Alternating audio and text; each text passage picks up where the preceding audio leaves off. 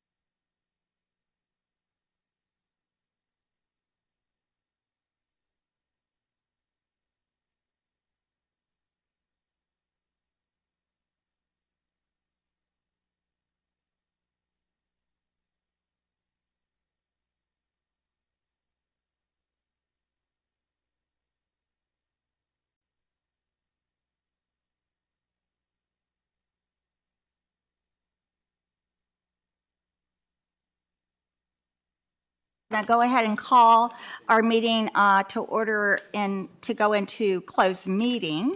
And we are going to have a motion, whereas the Board of Supervisors of Montgomery County, that's not right.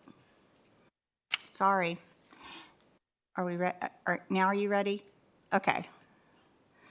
Okay. So, be it resolved, the Montgomery County Board of Supervisors of Montgomery County, Virginia hereby enters into closed meeting for the purpose of discussing the following, Section 2.2-3711, Number 3, discussion or consideration of the acquisition of real property for public purpose or of the disposition of publicly held real property where discussion in an open meeting would adversely affect the bargaining position or negotiating strategy of the public body. And that would be number 1, Falling Branch Corporate Park expansion. Number 1, discussion, consideration, or interviews of prospective candidates for employment, assignment, appointment, promotion, performance, demotion, salaries, discipline, or resignation of specific officers, appointees, or employees of any public body. And that would be number 1, Agency on Aging, and number 2, Economic Development Authority. We are now in closed meeting. We need a motion. Oh, I'm sorry. Motion. Second. Yeah, roll call. Ms. Bone? Aye. Mr. Kitts? Aye. Mr. King? Aye. Mr. Chakowski? Aye. Ms. DeMotts? Aye. Mr. Grafsky? Aye. Chair Biggs? Aye. 7 ayes.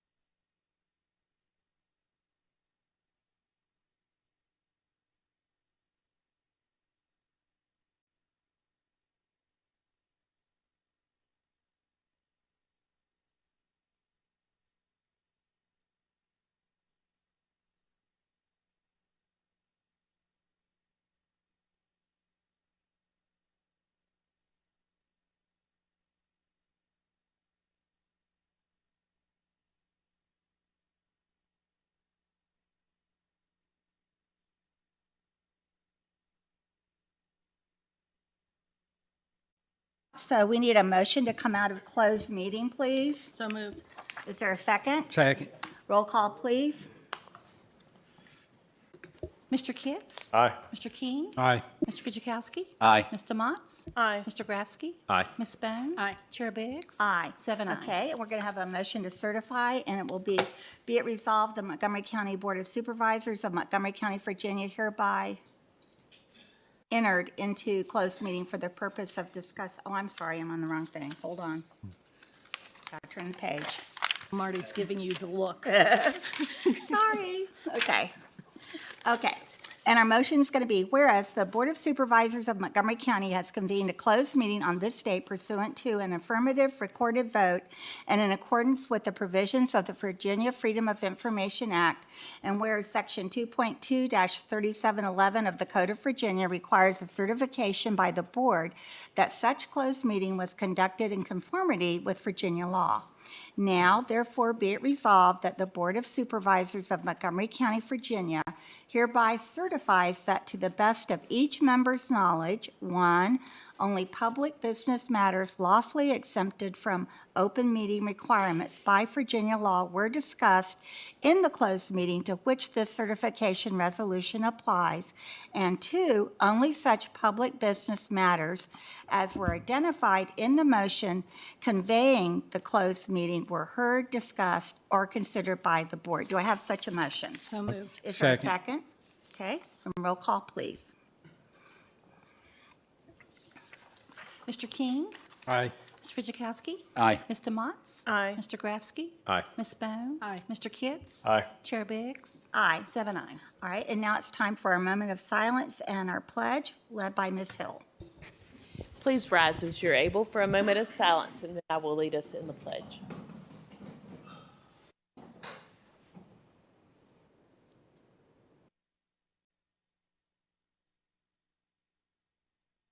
Let us pledge. I pledge allegiance to the flag of the United States of America and to the republic for which it stands, one nation, under God, indivisible, with liberty and justice for all. Thank you. Thank you. Okay, so our first order of business tonight is under presentations. We're going to have a presentation concerning the New River Valley Regional Commission and the 2024 financing for building purchase. So I'll let you go ahead with that. Thank you. Ms. Hill. Executive Director Kevin Bird is here from the Regional Commission to speak with us about this tonight. I think all of the board is familiar with this project to a certain extent, but he's going to go into a little bit more depth about the project, and then we're going to talk about the financing options and how the county can be involved with part of that. All right. Well, good evening, Madam Chair, members of the board. I appreciate the opportunity to be on your agenda this evening and share with you all an update on our office building project. This is an item that we've been working on for several years now, and Mr. Fitchukowski can attest to that as a member on our board for several years on the executive committee. And more recently, Mr. Grafsky's been briefed the past couple of months as we've gotten to what I think is a very exciting point in this process. So what I'll do this evening is walk you through some current conditions of our current office space, share with you the process we went through in evaluating spaces, and then I'll close with some financing scenarios that we have, and I'll let Ms. Hill speak about potential participation from Montgomery County, and I'll be happy to take questions at the end as well. So our organization was chartered in 1969, and for the first 30 years, we were based in the city of Radford, adjacent to the school board office off of Wadsworth Street. And then the past 25 years, we've been at the Pulaski County Innovation Center, and we've expanded 3 times in that current location with staffing needs to deliver projects on behalf of the region. In our current situation, we have decentralized staff scattered in the building in a few different locations. We converted 2 offices into an office space, and we are currently leasing a conference room shared by 5 people. A rundown of our space here, we have 13 in the suite, 2 individual offices, one with 1 person that's smaller than 3, sharing 383 square feet. That conference room with 5 employees. Some storage space, so we have around 5,000 square feet with 22 employees, and 11 of those 22 are in open working space environments. And that's one thing we're looking to address as much as we can in an office location.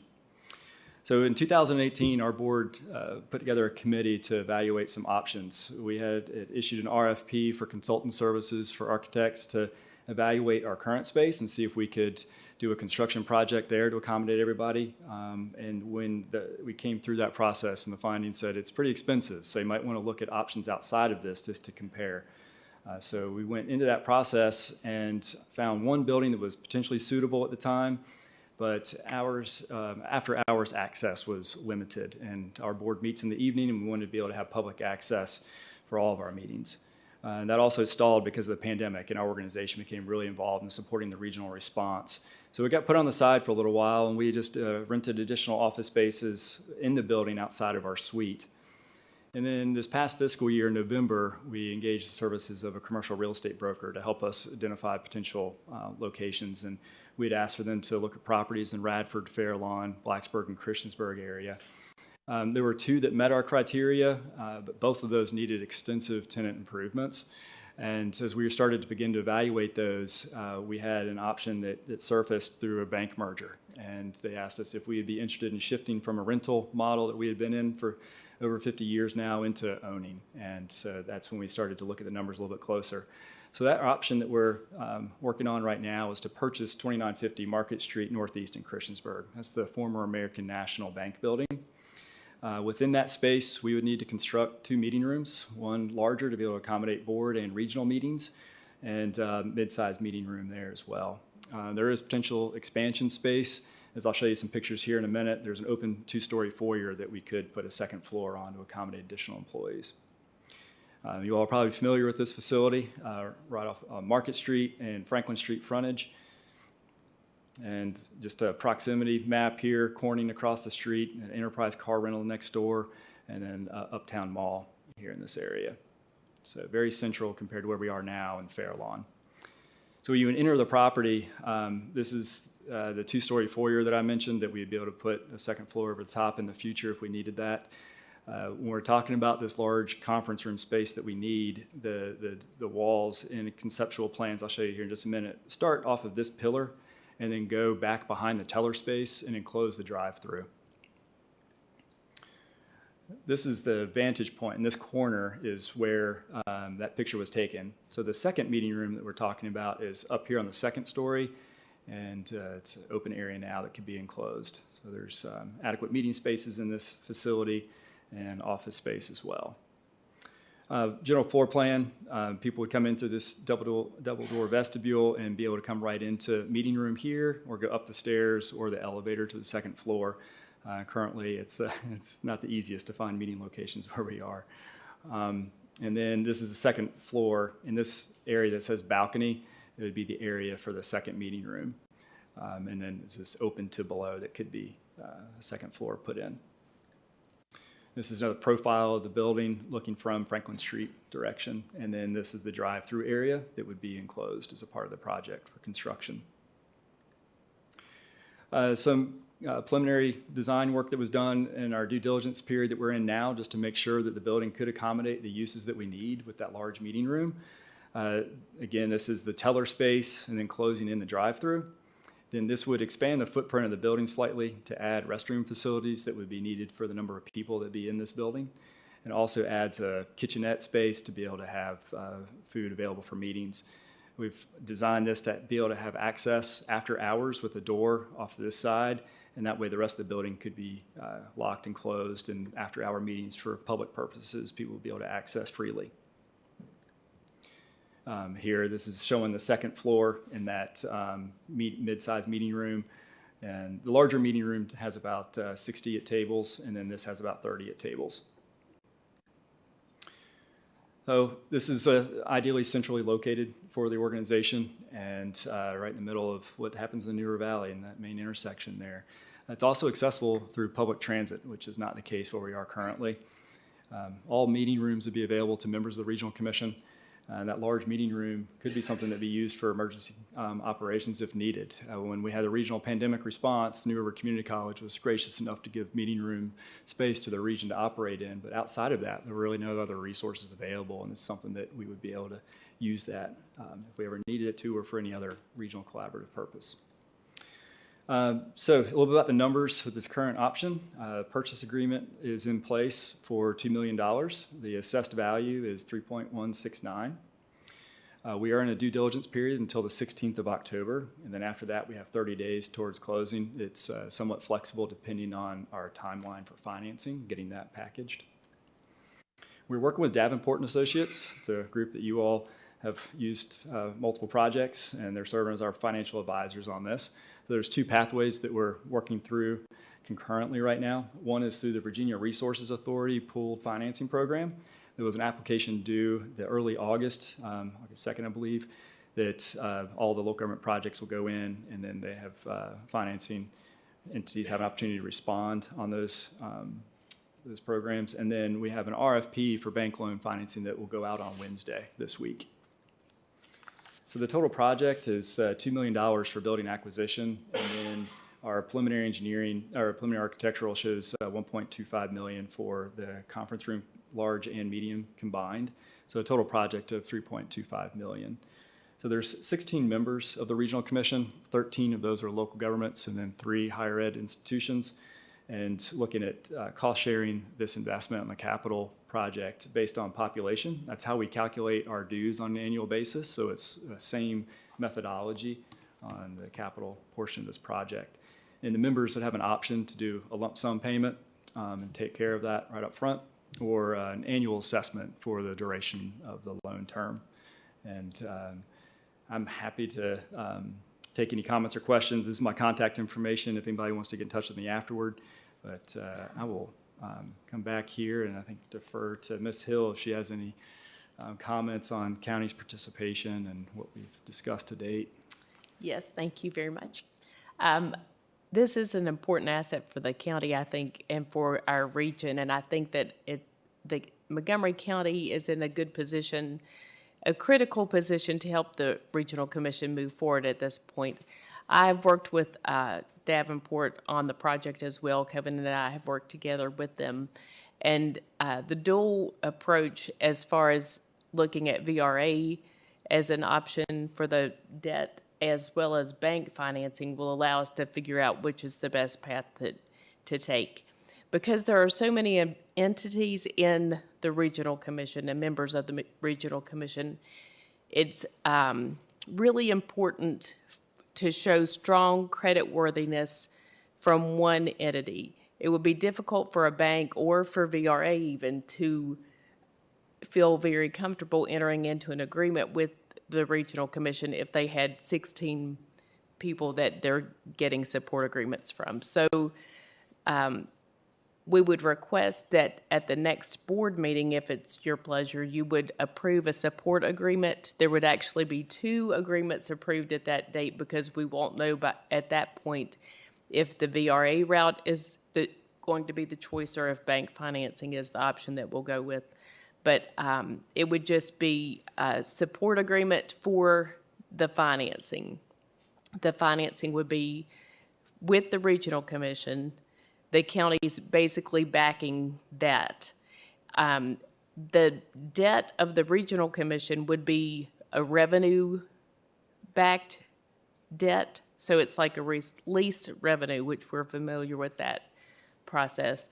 And then our collateral in the process, we would work out an agreement with the Regional Commission that we would either reallocate the formula of how the participants, if one participant were to pull out, the other participants would reallocate their contributions, or if it came to a point that the county needed to step in, then the property would come to the county and we would assume the debt, but then it would be our asset. So the agreement, the support agreement that we're going to present to you at the next meeting is not an obligation to VRA or to the banks. It's just the next step so that the financing options can be entertained. Okay. All right, so let's see if we have any questions for Ms. Hill or Mr. Byrd. And I think we'll start with Supervisor Grafsky. You're the representative now on that, and then Vice Chair Fidzikowski before. So let's start with you, and then I'll go to Vice Chair Fidzikowski because I'm sure you guys have insight. So you want to start? Sure. We discussed this actually last week at our commission meeting, and so there's going to be similar conversations going on across the New River Valley, right? Very similar proposal and things like that. I think, one, I'm continuously impressed with the work product that you and your team put out. It's amazing to learn about the projects that you all have your fingers in and help to facilitate. So thank you to you and your team for that. The New River Valley Regional Commission is a great resource for this region. And so I guess that's not much of a question, but just for some context. But it's good to have your input because Yeah. you're representing us.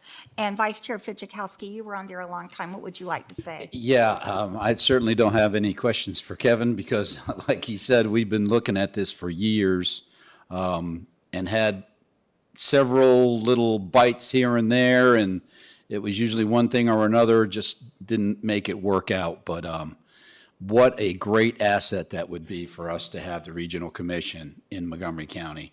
And I think, as Ms. Hill said, we are in a position to do that. And I think Montgomery County, and I guess I'm a little bit, favor my county, but I think we should have it here. But this building is incredible. It looks like it checks off every block. I mean, yeah, you got to do some construction, but we have looked for all those things, and you not only got your wish list, but you got a little bit more than that. And that's fantastic because obviously the great work that the Regional Commission does means that they are going to be around easily another 30 years, and I think that building would handle it.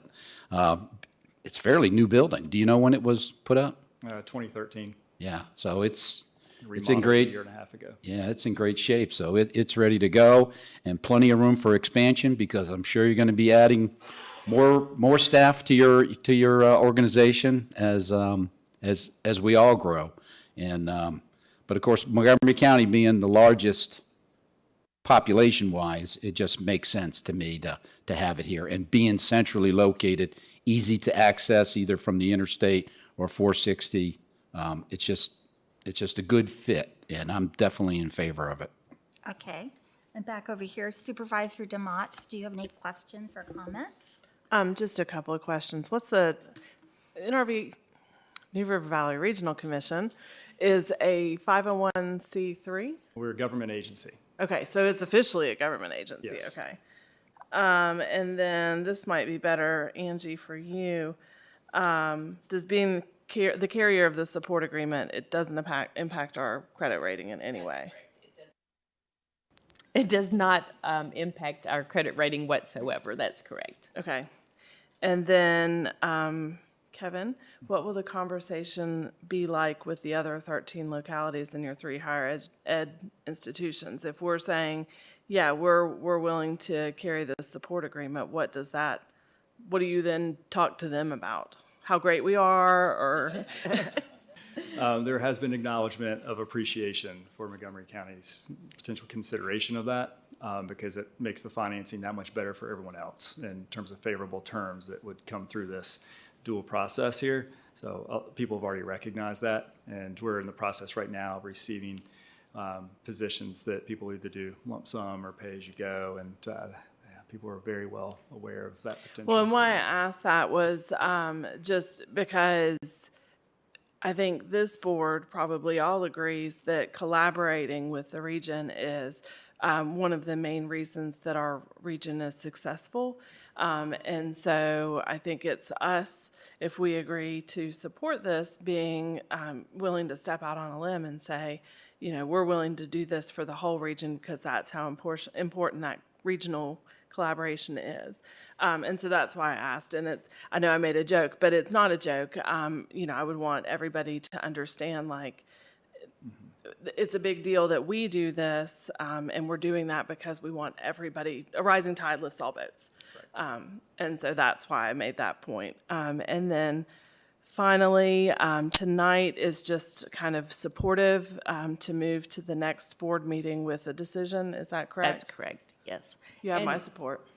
To your point about the other members of this, one of the great things that Kevin does is he has a monthly in-person meeting for the managers that are in this group, and we've talked about it several times. The managers are very pleased that the county's willing and able to do this, and there has been discussion, as Kevin mentioned, about different structures for different groups as far as whether or not they'll add that to their annual assessment or pay up front and that kind of thing. Good luck. Thank you. And I know it's a huge and very needed thing, so good luck. This is awesome news. Thank you. Okay. Supervisor Bone? So the $2 million includes sales commissions? I believe it would. The numbers that we presented to you include everything. They include financing costs, the cost of Davenport's fees, and bond counsel. The regional authority uses Sands Anderson as their counsel generally, and so Sands Anderson has that component as well. So all of that is included in the structure that we've shared with you.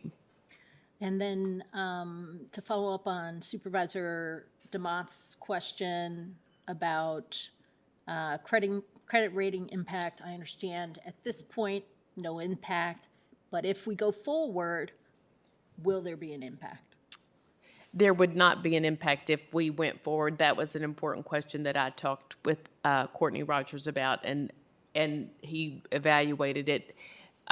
Relatively speaking, it's not a significant portion of the county's debt, and the county does have capacity. If you remember, that holdback for the county, not the schools, but for the county itself right now would be making sure that we had funds to pay off the debt, which we do at this time, so it would have no impact on our rating.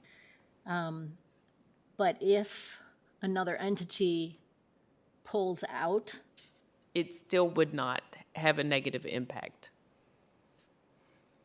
how much would Montgomery County's portion be if it was an all-cash purchase? I have that. The county's portion, which I would propose that we just fund our portion up front, would be just under $600,000. It's $593,000 and some change. Thank you. Great job. Thanks for coming. Okay. Supervisor Kitts? Okay, just so I can understand this, so our funding is about 600K roughly. The other 600K out for the 12, is it the way I understand it, or is it 600K towards the 3.25 overall? It's 600 toward the 3.25. Okay, that's what I need to, all right, I'm good, Yes. thank you. Okay. And Supervisor King? So the building itself, $2 million out front. That's with all the fees and everything. 3.25 includes the I'm not talking about construction. I'm talking about just the building. The building is 2 in the purchase agreement, and the fees are included in the 1.25. Is that the right number? Yes, in the 1.25. So the building's $2 million itself, then the other fees is in construction fees. Construction and debt issuance cost Okay. are built into that. All right. All right, thank you. Okay. Anything else, Vice Chair Fidjakowski? I would just say I'm really excited about this because, you know, the Fairlawn, that's the only thing that I've ever seen since I've been on the board, and you definitely are outgrowing that. And the thing I think is really exciting about it, too, for the localities is there's a place that we could go, like if we wanted to have like an extended work session, like on a weekend or something, that would be a space that could be used, or other groups could use. I'm really excited about it. I've been in that building. The last time I was in, it's in really good shape, and I think that it meets like Vice Chair Fidjakowski said, it's going to meet your needs, not just now, but in the future. So I'm in support of it too, so I guess I just need to look around. Is everyone okay to, okay? All right. Well, there you go. Thank you, Kevin. And maybe the next meeting, maybe we could kind of mention the other stakeholders so the citizens would know. Yes, we can do that. Well, Kevin probably could recite them right off the top I of his could head. tell, I have a list in front of me if you want me to read the list of the I localities. was just wanting the information for the citizens of Sure. Montgomery County. Sure. Yeah. I can. Want me to just read down the list, or you want to Sure. read? Floyd County in the town of Floyd, Giles County, Harrisburg, Narrows, Rich Creek, and Pembroke, Pulaski County, town of Pulaski, Montgomery County, Blacksburg, Christiansburg, City of Radford, Radford University, Virginia Tech, and New River Community College are the 16 members. Anything else? Thank you very much, Mr. Byrd. Looking forward to it. Thank you. Okay. All right, so our next order of business, we have 4 different public hearings, and we're going to hear from staff.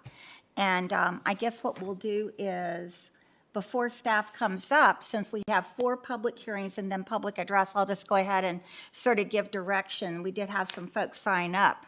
The directions are sort of, the guidelines are the same for public address as they are for public hearings, and that is, if you signed up, you're going to be called first, and then if there's anyone in the audience that wants to speak to a certain public hearing or during public address that didn't sign in, they'll be able to.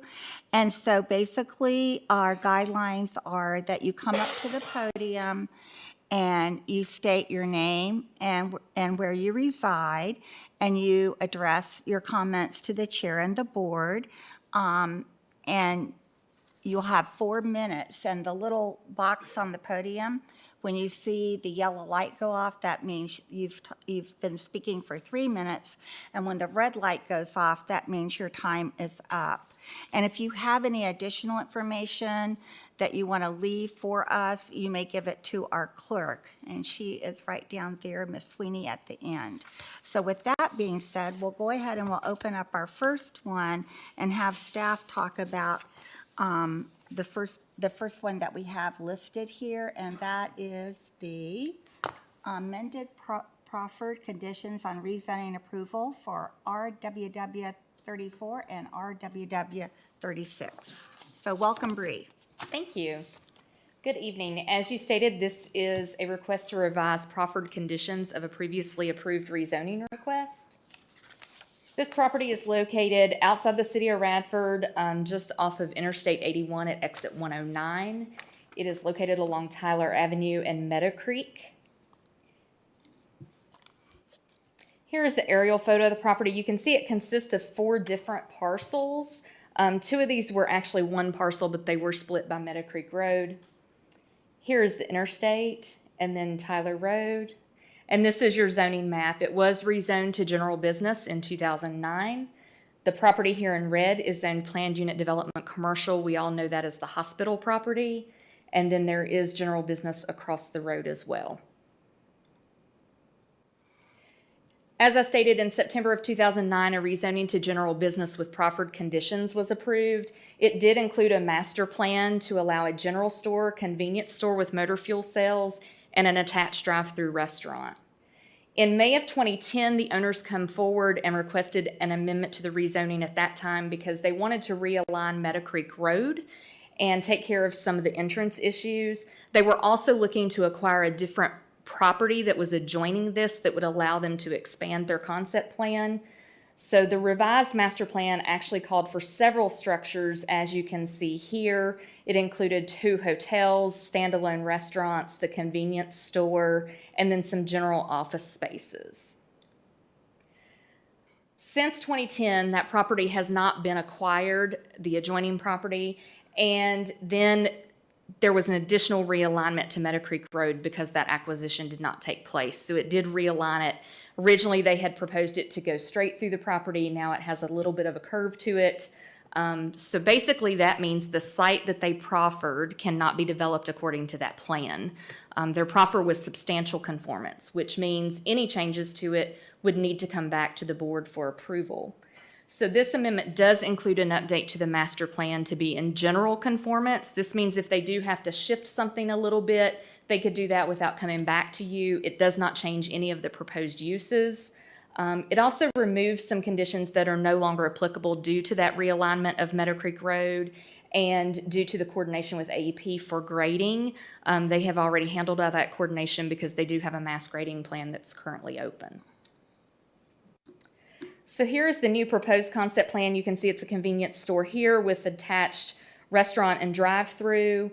Fuel pumps will be here. They will offer standard fuel and then off-road diesel only. There will not be parking for tractor trailers, just parking for those visiting the convenience store. Here's a drone video footage of the property. You can see it here where it has been graded, the realignment of Meadow Creek Road after it was completed. And they did go ahead and construct 2 entrances off of Meadow Creek Road to both sides. You can see that closer up here. Tyler Road is here, and this is Meadow Creek. This in the back, of course, is the hospital. Here's a look from the Meadow Creek Road intersection looking back towards the hospital, and then looking across the street at the median, and then looking back towards Radford. So this property will be accessed via 2 entrances. The main entrance will be the access on Meadow Creek Road that they have already graded in. That will be a full access entrance. They will also construct a right-in, right-out only entrance from Tyler Road. And they did also install sidewalks on both sides of Meadow Creek, so that way once it is fully developed, it will allow for pedestrian connectivity. So VDOT has stated that the change does not meet the threshold for a TIA, which is traffic impact analysis. They did require shared access, so the parcels that are zoned general business that were not acquired, VDOT is suggesting that they provide a 30-foot access easement to that, so if it's developed in the future, it can also be accessed through the same entrance on Meadow Creek and the right-in, right-out. This property will be served by Reiner Fire and Rescue. We have confirmed there is an existing fire hydrant. It is along the former Barn Road section that was abandoned when Meadow Creek was realigned. The owner should consider providing another hydrant location, probably on the other side of the property so it can access both sides of Meadow Creek Road in case of an emergency. The site does not lie within a FEMA-designated flood area, and as stated, they do have a mass grading permit through the Department of Environmental Services. Additional stormwater regulations will be reviewed during the site plan process should this be approved. The Montgomery County Public Service Authority has confirmed that the capacity estimates they made in 2009 are still accurate. There is capacity. They did note there might be some coordination for future development necessary to ensure that the pump station is upgraded if needed. PSA has also stated that a water line extension from that fire hydrant that was located should be made to Meadow Creek Road and or Tyler Road. This site lies in the 177 corridor plan. The corridor agreement does call for joint review of land use proposals. We did send this to Radford, and they have reviewed it and stated they have no comments or concerns regarding the amendment. It is located in the planned commercial area and the urban development area within that corridor plan. It is further identified as urban expansion and urban development area in our Montgomery County 2025 comprehensive plan. That is the preferred location for new residential and non-residential development. Here's a couple of the land use goals that are checked off in the comprehensive plan. It is consistent with urban expansion, planned commercial, transportation, and environmental chapters, and it does meet the land use and zoning criteria set forth in the Route 177 corridor plan.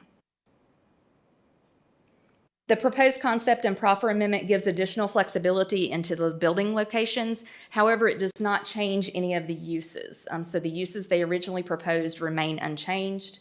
The realignment of Meadow Creek Road and the closing of Barn Road have been completed, so those proffers have been removed. And the Route 177 corridor agreement prescribes water and wastewater capacity. PSA, of course, has confirmed that. And attention should be given to exterior lighting. We do have some rural property in this area, and there are a couple of conservation easements, so we do want to be cognizant of that. The Planning Commission held a public hearing on July 17th. No members of the public came forward to speak. They did recommend approval. And that included the revised proffer conditions as follows. The property shall be developed in general conformance with the plan presented and dated June 3rd, 2024. The site shall be served by Montgomery County PSA sanitary, sewer, and water. All of those improvements would be paid for by the developer. The right-in, right-out entrance shall be approved and constructed prior to issuance of a certificate of occupancy for the convenience store. The following by right uses shall not be permitted. Again, this did not change from the original rezoning. And then the architectural standards remain as they were originally proposed in that rezoning as well. Mechanical equipment will not be on the roof of the building, so it will not be visible. Exposed portions of each building shall be designed and constructed of similar materials. We go into what materials are allowed. Roofing materials shall be metal, natural, or composite shingle. When it is adjacent to the public right-of-way, architectural details shall be incorporated to create architectural character on the building faces. Windows and doors shall have a regular pattern of solids and voids. Building elevations shall be included with all site plan submittals. And then prefabricated metal buildings with vertical metal siding shall be prohibited. Those are all to ensure compliance with the 177 corridor plan. Adjoining property owners were notified. We did place public hearing signs on the property and advertised in the news messenger. We did receive one email from an adjoining landowner across the street. He was mainly questioning when a roundabout would be required on Tyler Road.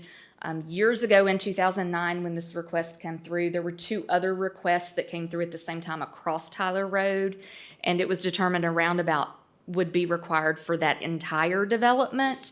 However, it is only impacted when you start building on the upper side of Tyler Road because of the left-hand turns out of the division. The right side of the road did not require that roundabout to be constructed, just the turn lanes. Additional comments may be received during the hearing.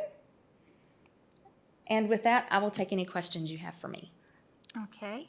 Supervisor King, since this is in your district, do you have anything to start off with? I asked you a question about the no U-turn. Have you talked to VDOT?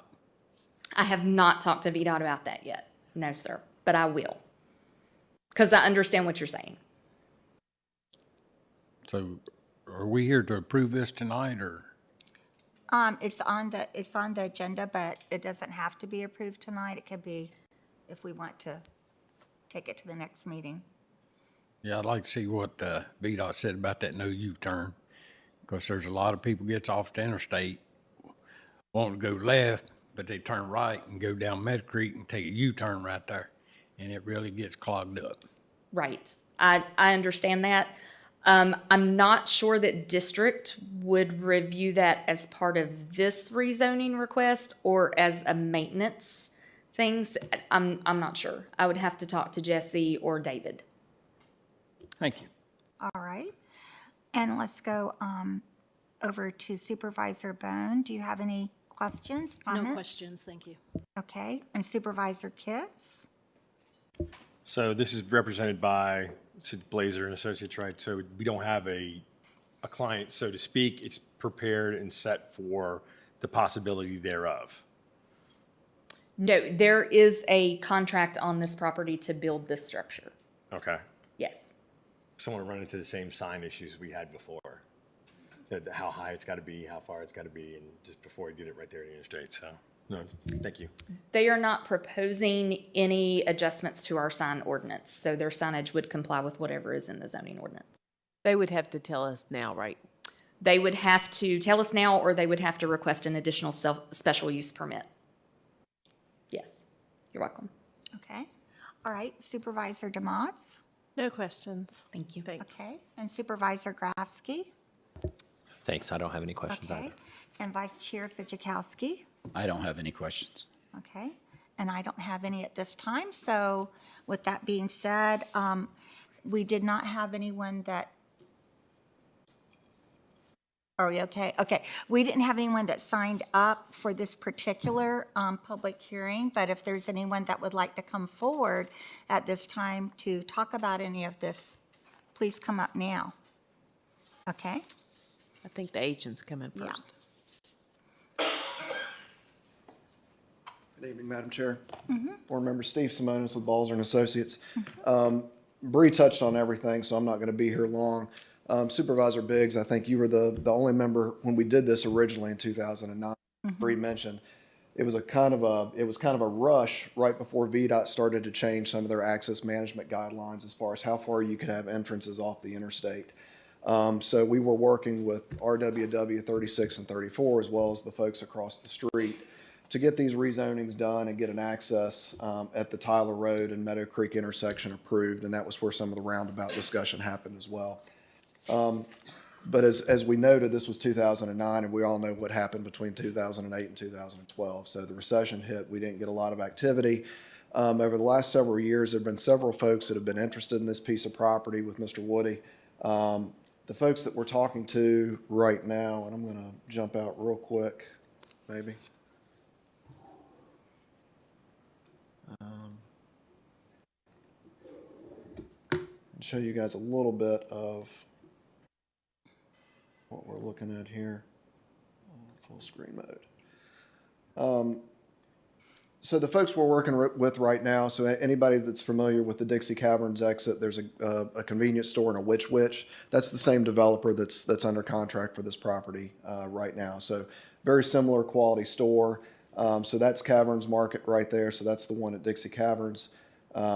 And these are just some other pictures. These were included in your packet with our rezoning application. So you've hopefully seen these, but again, very high quality materials. They keep a really clean store there if you've been to the one there at Dixie Caverns. So they're excited to get started. The folks that we've talked to at the hospital over the years were really interested in having some gas and food options there at this intersection. It just hasn't materialized yet. So we're looking forward to being able to provide that. And hopefully kick off some development at this intersection. But I'd be happy to answer any questions, and I will touch on Supervisor King's comment. Wasn't aware of a concern about the U-turns, but we did submit information to VDOT as part of this. So one of the things we'll be doing with this is restriping that left turn, what will end up being a left turn lane on Tyler to come into Meadow Creek on this section. So there'll be some new signage and restriping. So if there is some signage that would need to be added in there for no U-turns or anything like that, we could probably work with VDOT during the site plan process of what we'll have to do at that intersection at that time. Okay. Do we have any questions for the agent? Anyone down here? Okay, Supervisor Bone. Is there going to be a lane to do a left turn there on Tyler Road? There are two. It's a little odd the way it sits right now. So it's really two lanes right now when you come off the interstate and you're going southbound on Tyler towards the hospital, and you merge into that one lane right past the intersection. So VDOT has determined there is enough lane width, so we won't be building a turn lane, but we'll just be restriping and re-signing what's there. Sure. Thank you. Okay, anyone else down here? Okay, over here? All right, thank you very much. Are there any citizens that would like to come forward at this time for this public hearing? Okay. Seeing no one, we will close this public hearing and we'll move to our next public hearing, and that is a rezoning request for the Steve Graham Living Trust Prices Fork Road area. Bree, we'll open this one up.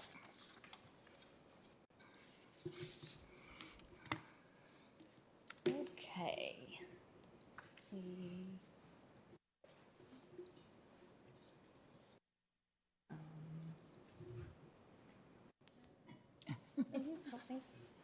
Technology. Madam Chair, before we start with this, I just wanted to make it clear, Bree's going to talk about all three of these public hearings, and then, but we need to call each one Separately, yeah. separately, yeah. So she only has to get up one time, yeah. That makes sense. Yes, thank you. And they are all intermingled and coordinated, so it does kind of make sense. But this is for a rezoning and then 2 additional special use permits. The rezoning is for planned unit development commercial to allow a variety of commercial and service uses. And then the special use permits are to allow a contractor service establishment with outdoor storage and multifamily dwellings. Bree, can I interrupt you one more time? You can. Just so everyone's clear, if the rezoning is denied, the two SUPs are irrelevant and will go away because they can only happen if it's rezoned. And we do have this on to vote on if the board If you so desires. If you so Yes, desire, yes. yes. So this property is located outside of Blacksburg along Prices Fork Road. You can see it designated here. This is the Sterling Manor subdivision road network and Phillips Acres across the street. This is an aerial view of the property. It consists of 3 separate parcels. And then this is the zoning designation. It is zoned agriculture A1. It is bordered by residential R1. The 2 in yellow are the planned unit development residential subdivisions. So they are requesting to rezone 20.7 acre portion of the property to planned unit development commercial with proffered conditions, and then the special use permits that will go along with that for the contractor service establishment and the multifamily dwellings. The planned mixed-use commercial development request includes several different uses. This will be amongst 2 different very large buildings. I will show you the concept plan in just a second. But it's specialty retail, contractor service establishment, a garden center, mulch and stone yard, potential for event center space, pick your own garden area, office space, multifamily residential units, amphitheater and ice rink, not at a large scale. This is more like we're going to sell trees during Christmas and we might set up a small ice rink to go along with that. And then of course storage space for some of the various uses. So this is the concept plan. You can see 2 buildings here and here with a courtyard in the middle. They will have their road network with parking on the side.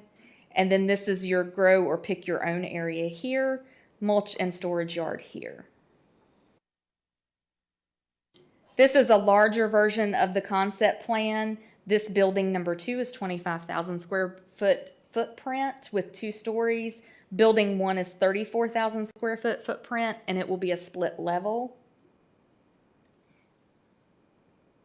So planned unit development commercial has a use permitted by special use permit that basically states if there is a use that is compatible with other uses, that can be approved by the board as a special use permit. So that is how they are requesting the multifamily dwelling units. Other compatible uses in that zoning district are single-family dwellings are allowed with a special use permit. But the planned unit development commercial also talks about how they should incorporate residential components into the commercial development. The contractor service establishment with outdoor storage, we looked at this several different ways. We looked at not only compatible uses, but other uses that could be actually more intensive. Some of those include building material sales, which is allowed by right. Automotive light truck sales, service, rental, and repair is also allowed by right. Equipment sales and service is allowed by right, and then many storage warehouses are allowed by special use permit. So the zoning administrator determined that this use was compatible with those, so they could request the special use permit from the board. The request for the multifamily dwelling units, the applicant has proposed no more than 35 dwelling units will be developed. No standalone multifamily dwelling unit structures are included. Units will be located within the 2 principal structures, and they will not be located on the bottom floors. The units will be marketed towards young professionals and potential employees of the businesses that are developed on site. The contractor service establishment, this use is requested by Back to Nature. Some of you may remember when it came forward for a location on Thomas Lane. They have outgrown that location, and so now they're looking for more room. This use will coexist and interact with the other uses proposed on site. Mr. Simonis is here along with the 2 business owners, and they're going to discuss more how everything will intermingle. But for instance, the courtyard and the landscaping on site will of course be designed by Back to Nature, and so it can also be used as a marketing tool for them, for their customers when they come by to obtain landscaping services. The use will be located toward the eastern side of the property, away from the Sterling Manor subdivision. That's to prevent some of the noise from impacting the residents of Sterling Manor. The outdoor storage will be located away from Prices Fork Road, and it's also situated below road grade, so there is a slope there. That will minimize public view. A secondary site entrance is proposed to reduce the congestion. This will be a right-in, right-out only entrance, and it is located right here. It will go into the contractor storage yard, and then this will be the main entrance. Here's some images of the site. This is looking across at Brunswick Drive, and then this is looking down Price's Fork towards Blacksburg, and then looking towards the historic core area of Price's Fork. Here's some drone images. You can see Brunswick Drive here. This is the property. This is Sterling Manor subdivision and the Masonic Lodge. Here's another view of the Masonic Lodge, the property, and then Blacksburg's off in the distance. So 2 entrances will be provided onto Price's Fork Road. Both of those entrances will require tapered turn lanes. VDOT took no exception in relationship to the proposed rezoning. It has been noted that most of those improvements can be made within the existing right-of-way. Price's Fork currently has a 60-foot right-of-way there, so additional right-of-way should not be needed in order to construct those turn lanes. The applicant is working towards an agreement to provide public sewer to the site. They have 2 different options. Since that agreement has not been finalized, they have submitted a proffer to mitigate any concerns, stating that the site will be served by public water and sewer. In addition, all related infrastructure will meet PSA system requirements. There were some concerns at the Planning Commission meeting regarding capacity and pressures in the area. We have spoken to Chuck with the PSA, and he has indicated that there is adequate capacity in that area. If someone is having an issue with pressure, they need to contact the PSA, because likely what is happening is their pressure reduction valve needs to be adjusted. They have such high pressure in that area due to the main line that they had to put those pressure reducing valves on each one of the meters to help alleviate an abundance of pressure going into the home. So the site is not located in a FEMA designated flood zone. During review of the site plan application, we will evaluate it for compliance with erosion, sediment control, and any stormwater measures. This is a good place to note that all approvals that come from you all, there's like layers of approvals, and this is the first step. They have to get their rezoning approved. Once that is approved, it then has to come in and have a site plan approved. That site plan, we ensure it not only meets the conditions that you have given or accepted on rezonings and SUPs, but we make sure it meets our ordinance requirements as well. So all of that has to be done before they can obtain any permits and actually start construction. Typical noises associated with the contractor storage yard may be present. This will include moving equipment, trailers, those type of things. They will be done during normal business hours. All noise, including events, will have to comply with the county noise ordinance. Lighting will be primarily downcast. There will be some upcast for some landscaping, but it will be focused and it will not bleed outside. All lighting shall comply with dark sky friendly standards. The comprehensive plan designates this as village expansion. It's also designated as low density residential in the Price's Fork Village Plan. There are several goals that it does meet. Here are 3, 2 within the planning and land use goals and economic resources.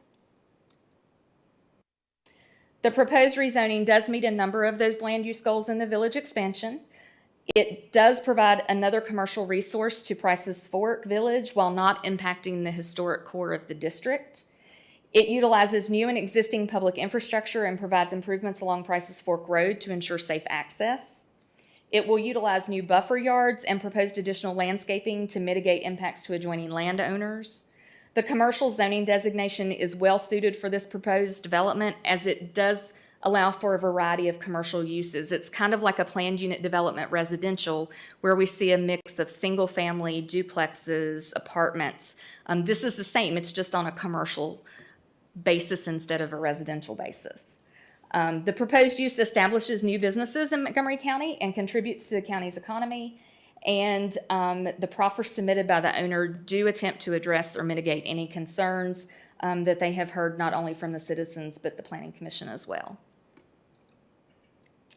So the Planning Commission held a public hearing on July 17th. We did have several neighbors present. They discussed concerns with traffic, lighting, water and sewer. But the Planning Commission did recommend approval of the request on a 7-1 vote. We did have one member absent. Those proper conditions include that the property shall be developed in conformance with the master plan dated June 3rd. And then the following uses shall not be permitted upon rezoning. These are heavy traffic uses, and so that's one reason why they pulled them out. They are also more intensive and can negatively impact the adjoining property owners. So that way they were also removed as well. And they did not fit with the overall development that they have proposed. If any of these uses were ever desired in the future, they would have to come forward to amend those proffers. The Planning Commission recommended approval of the special use permit for the contractor service establishment. That was an 8-0 vote. These conditions were proposed by staff. A couple of these have changed after review from the county attorney just to make sure that they were enforceable, and those are highlighted. Most of them are on the next page. But the site would be developed in general conformance with the concept plan. A site plan addressing zoning conformance and all other requirements shall be approved prior to issuance of any permits. The existing single-family dwelling on the site shall be raised prior to any certificate of occupancy, and that would be the final certificate of occupancy. The owner has indicated they may actually use that as like a temporary contractor location while they're under construction.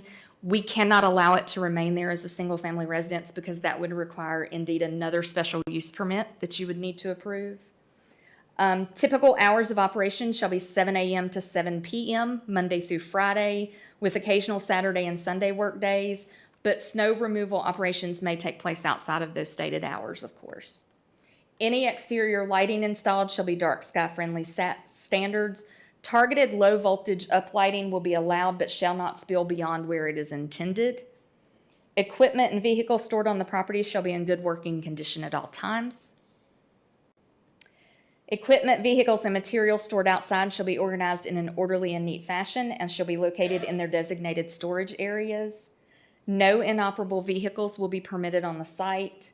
No exterior storage of automobile or truck components or parts will be allowed on site. The contractor service establishment shall create no significant exterior impacts, including noise, vibration, glare, odors. The applicant shall ensure all trash, litter, and debris does not accumulate on site. All fuel, oil, or other chemicals shall be stored according to DEQ regulations. Open burning of debris and waste materials related to the contractor service establishment shall not be permitted. There was a concern that they would bring in brush and things that they remove from a site and burn it on the property, so that's why this condition was added. Exterior facades facing Price's Fork Road shall be of a neutral earth tone color, and unadorned materials such as common block or unfinished metal will not be permitted. The 2 strike throughs there were made upon review with the county attorney.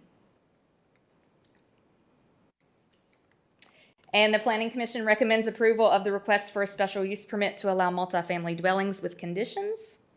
That was also an 8-0 vote. Multifamily dwellings shall be in general conformance with and located within the principal structures shown on the overall site plan. No more than 29,500 square feet of floor area shall be used for multifamily dwelling units, and no more than 35 multifamily dwelling units shall be allowed on site. There shall be no standalone multifamily dwellings located within the development. The multifamily dwelling units shall not be located on the ground or base floor of building 1 or 2 as shown on the overall site plan. The items in blue have been added just as a clarification. Exterior facades facing Price's Fork Road shall be of a neutral earth tone color, and unadorned materials such as common block or unfinished metal will not be permitted. Adjoining property owners were notified in accordance with county code. We did place public hearing signs on the property and ran the proposal in the newspaper. Area residents have contacted staff. I do believe you have a couple of those located within your packet, and there may be some here to speak tonight. I will take any questions you have for staff. Okay. Supervisor Grafsky, do you have anything you'd like to ask or any comments of staff since it's in your district? Yeah, I do have a question, one that's been, raised to me a few times. And so when we talk about the need for, widening the road or the right-in lanes, things like that, and this might be more of a question for the applicant, but, would that expansion occur into the property in the application? Is it not work that way? Because, you've got to widen the whole road to, how do they address that? It really depends. What will happen is there will have to be a survey to tell where Price's Fork Road is currently aligned, and then they will determine how to make that happen. The good news is Price's Fork Road already has a 60-foot right-of-way. And is that on either side, or is that total? That is total, Okay. 60 foot wide. So for instance, when we did the turn lanes for the Preserve at Walnut Springs, North Star Church, when those turn lanes were installed, no additional right-of-way had to be acquired because they had the 60-foot right-of-way. That normally gives you sufficient room to install those turn lanes. Do we know ballpark how wide Price's Fork is right now? I do not know, but Mr. Simonis with Balzer may know because I know he's done some surveying out there. I'll ask him when he comes up here. All right, thank you. Okay. Supervisor DeMotts? I don't have any questions right now. I know we've got a lot of people here that are going to talk about this. So I'm looking forward to hearing their input. But I don't have any questions on your presentation right this second. Okay. I'll be here if you need me later. Okay. And Supervisor Bone?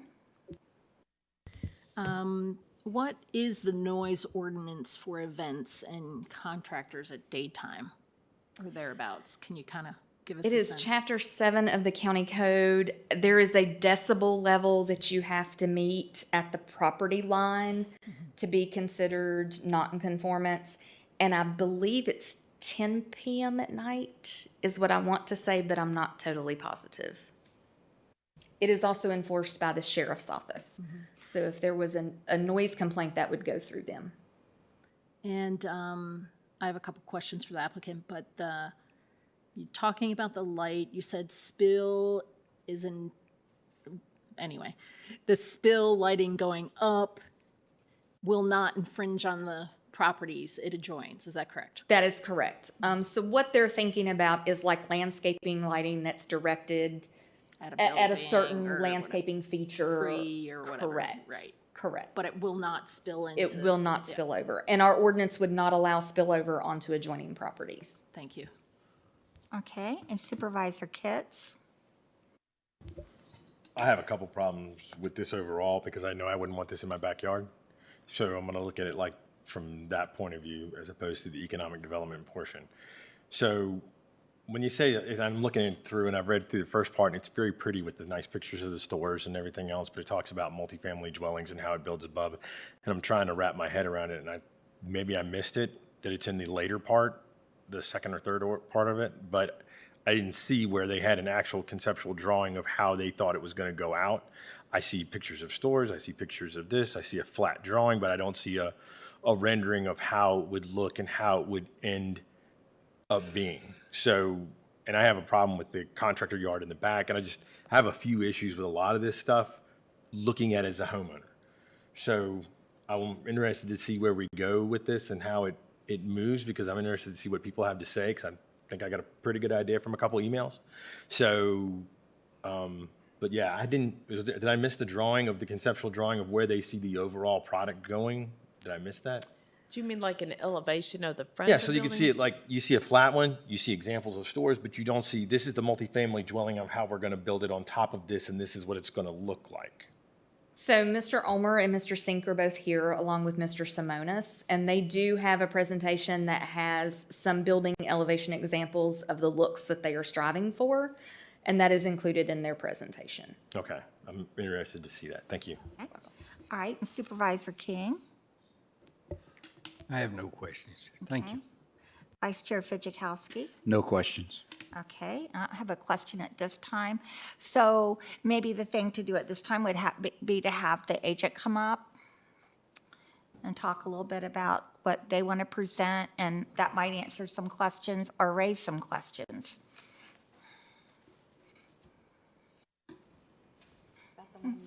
So the agent and the applicant. It should be on the desktop. Yeah.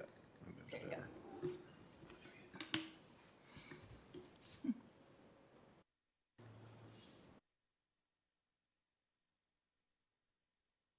Never know which one of these to click.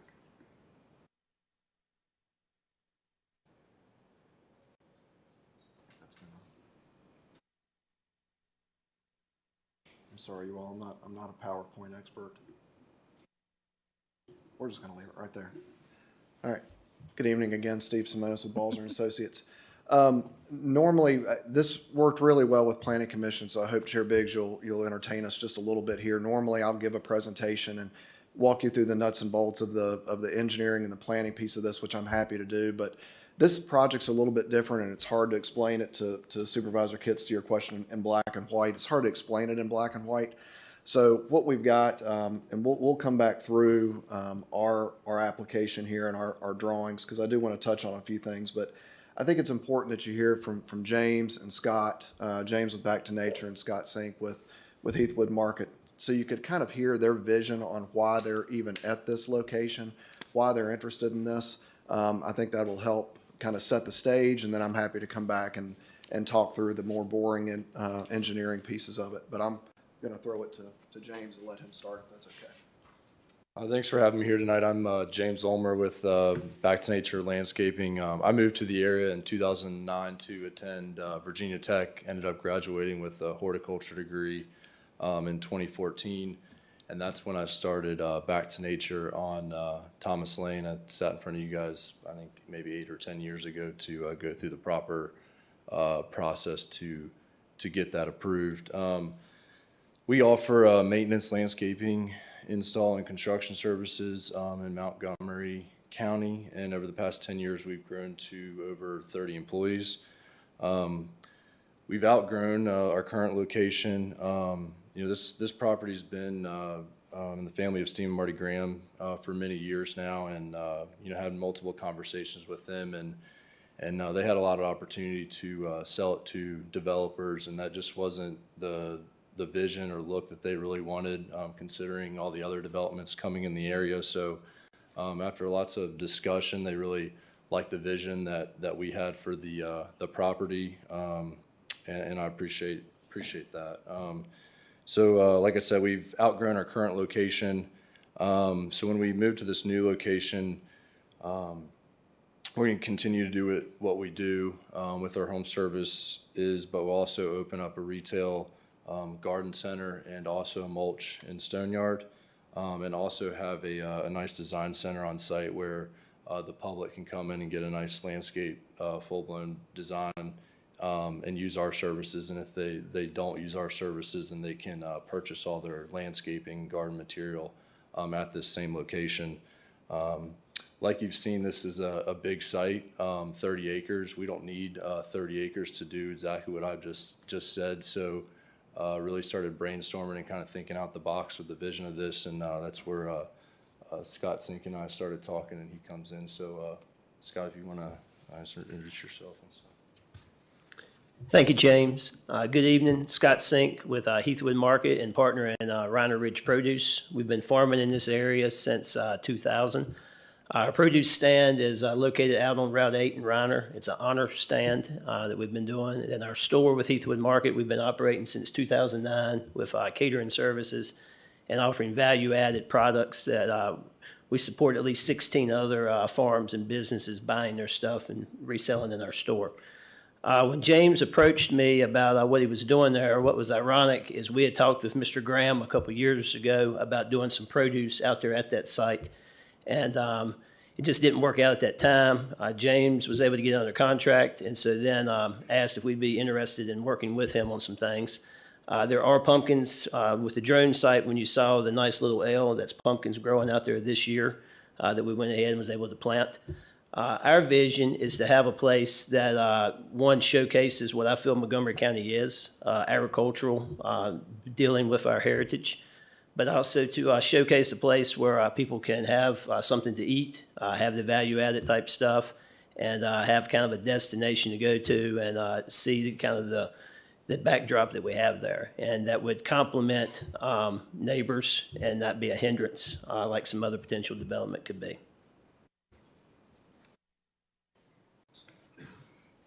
And I just wanted to show some visuals on this slide here. These are some places that both Scott and I have visited over the years planning for this. This is a landscape company that I visited. They have a nice design center off to the left of their building here, and then it kind of spills into more of a garden center. This is Richardson's Farms. Here they have a garden center, market, and food. So a lot of produce and local goods. This is Overlook Farms. This is right up 81 on the Mount Crawford exit. My little brother actually started this right out of his residence yard and bought a piece of land right off the interstate. And they have a farm market, a garden center, and a bakery and deli as well. And then they have a lot of pick your own, like pumpkins, flowers, strawberries that they do on site. This here is Plum Creek Farm Market and Creamery. Similar situation. They have a lot of inside seating. They have a market and a creamery. They have some coffee, a lot of baked home goods, flour, a lot of freezer, ice cream items, canned goods, ready-to-go meals. And they have a really nice outdoor space, which we envision on this property as well. Place to bring your family and kids, seating, playground, stuff like that. This is another location we visited, it's Sierra Nevada Restaurant and Brewery. They have a lot of items that they grow on site that they use in their restaurant settings.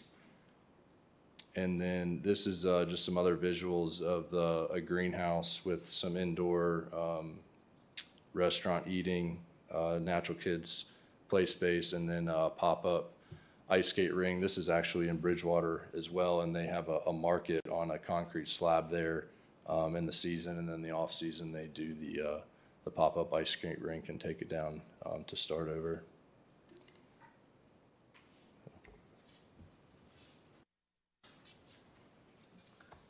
So I think as we started looking at this project, we didn't really know what zoning it would fit in. So we met with Bree and Justin and Jude and spent a lot of time back and forth trying to figure out what district would work here. And the PUDCOM, which we all realized we've never done in Montgomery County. It's in the ordinance, and as Bree said, it's like the PUD res.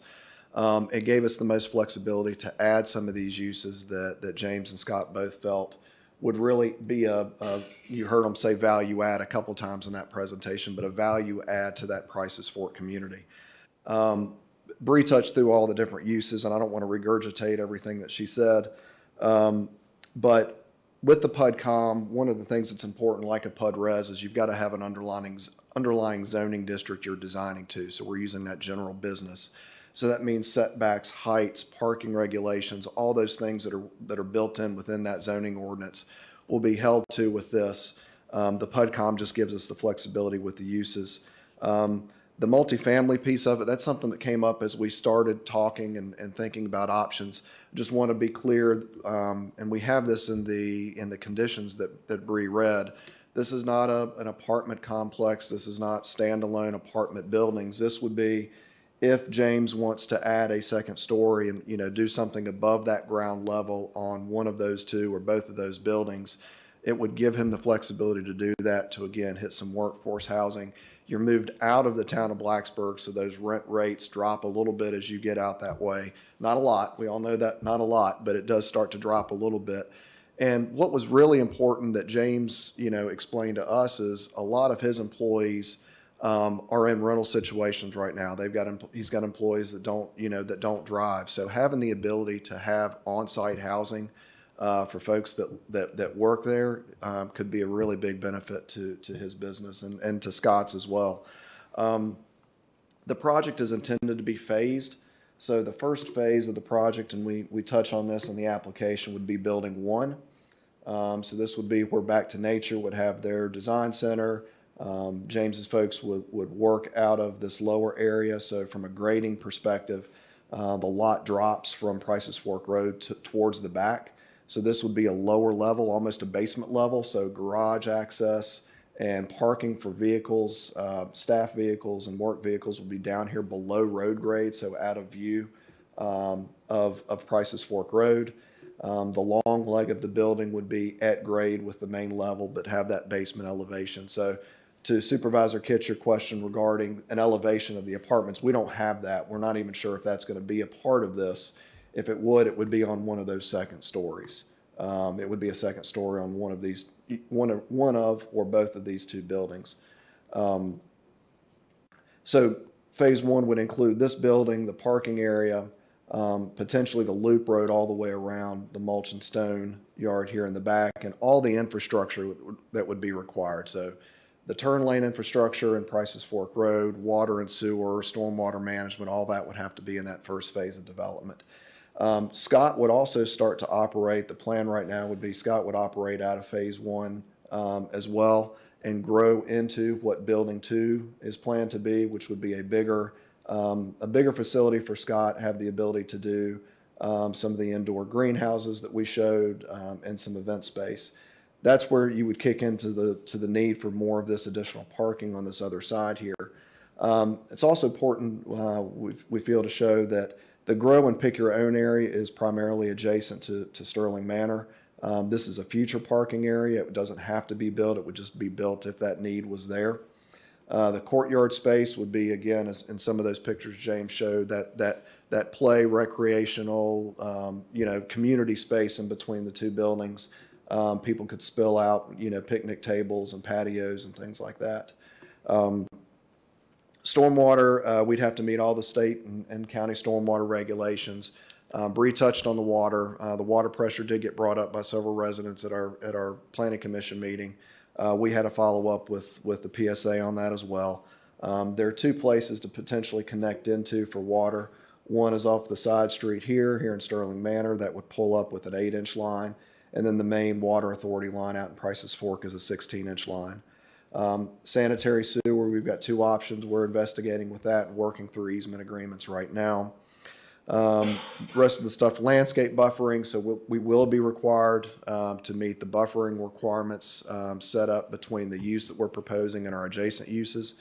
So very heavy landscape buffering along both residential sides on our east and west up against Sterling Manor and our neighbors here to the east. Trash would be enclosed with one dumpster location here towards the rear of the site.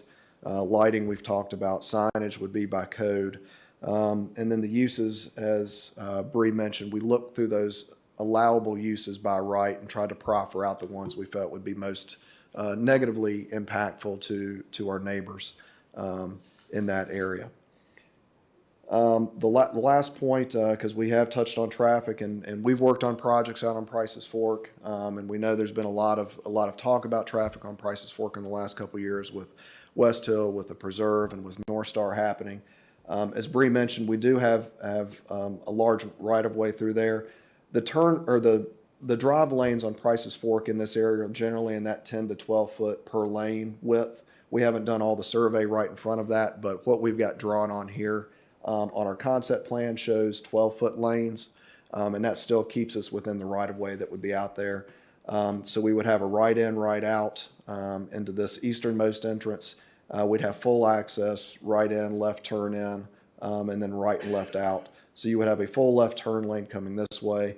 It's not shown on this concept plan, but we did get a response from VDOT that they would look for a left turn lane to come into the, just lost the name of this, Brunswick, across the street. So we'd actually have a left turn lane to turn into Brunswick as well as part of VDOT recommendations. I think that's it. I know we've gone a little bit long, but I thought it was important to hear again from James and Scott on this. So we'd be happy to answer any questions the board has at this time. Well, let's start down with Supervisor Kitts. Did that help with what you were thinking about or asking? No, Okay. Do you want to ask a further question? not even a teeny bit. Okay. I just have, the thing is, I like both you guys and the things that you do, and especially in the community. I just don't like the location and right next to that community, and the housing's being built back there, and there's some pretty pricey houses as they go back and across the street. And I just have a problem with it because it feels like it's being squeezed in between the developments and the housing. As housing expands out from Blacksburg, I think it kind of gets in the way of them growing out for housing wise and to keep the continuity of it. And I've already got enough complaints about how Prices Fork is, the amount of traffic that's on it already, that a gentleman said, you know, it takes 30 minutes to get to work and things. It's already an issue. I think we'd only be compounding it. So that's where I'm at.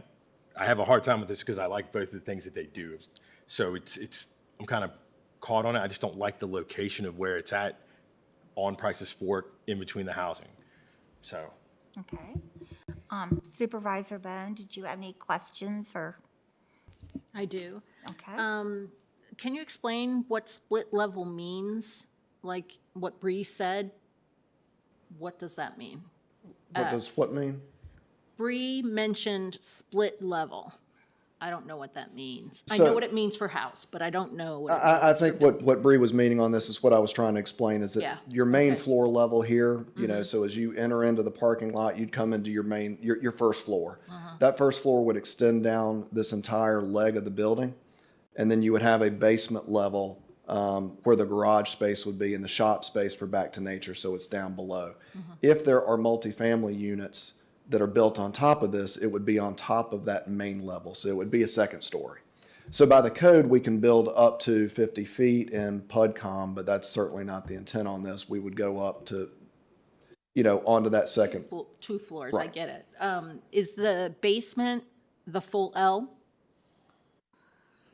It could be. We haven't engineered that yet, but it could be. You would drop down right here in this access off of your main drive down into that lower parking lot down here. What does heavy buffer mean? It's the heaviest buffer required. I think it's a type 4 buffer, I believe, Bree. Explain Which is what that which makes is a 20-foot width buffer, and then it's got the most landscaping required per linear feet of property line, basically. Okay. Does that go all the way down to the both sides of the developed? It would go back to, yes, it would go all the way back to where the zoning line would stop at the 20 acres. Because we're 30 acres total, but the back 10 we're not touching. I don't know who can answer this question, maybe Bree or Marty, but clearly I know that it's a 4-lane road until it gets to Merrimack at least. Is there any way that we can require a 4-lane road to this space or after this? We can't require anything like that? No, because the problem's already existing.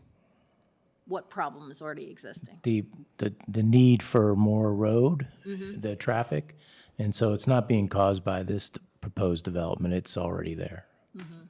So you can't make that a requirement of their development since they're not the one creating the need for 4 lanes. But in essence, you're providing, like, with both turns, for example, coming from Blacksburg, you're technically having 3 lanes on one side, the turn to the right and the turn to the left at Brunswick, right? And a through lane. Is that correct? Correct. Okay, and then coming from Price's Fork, you have a left turn, but Brunswick has to turn left also. Is that correct? Brunswick has to be able to turn left, right? People coming out of Brunswick, yes, they would turn. They could turn left and continue westbound. So technically you have 3 lanes on going towards Price's Fork and 2 lanes at that intersection. You technically, well, it's like 2 on each side because the turn lanes are probably whatever. Am I understanding that correctly? I think so. So if you look at this, You have 2 through lanes, and then you have 2 turn lanes going towards Price's Fork and 1 turn lane going towards Blacksburg. so if you look at the screen there, so we've got a right turn lane going in from westbound, right turn into the main entrance. You've got your through lane. You would have the left turn lane, which is in this striped space right here. So you'd have that striped island. That striped island would actually go to a turn lane.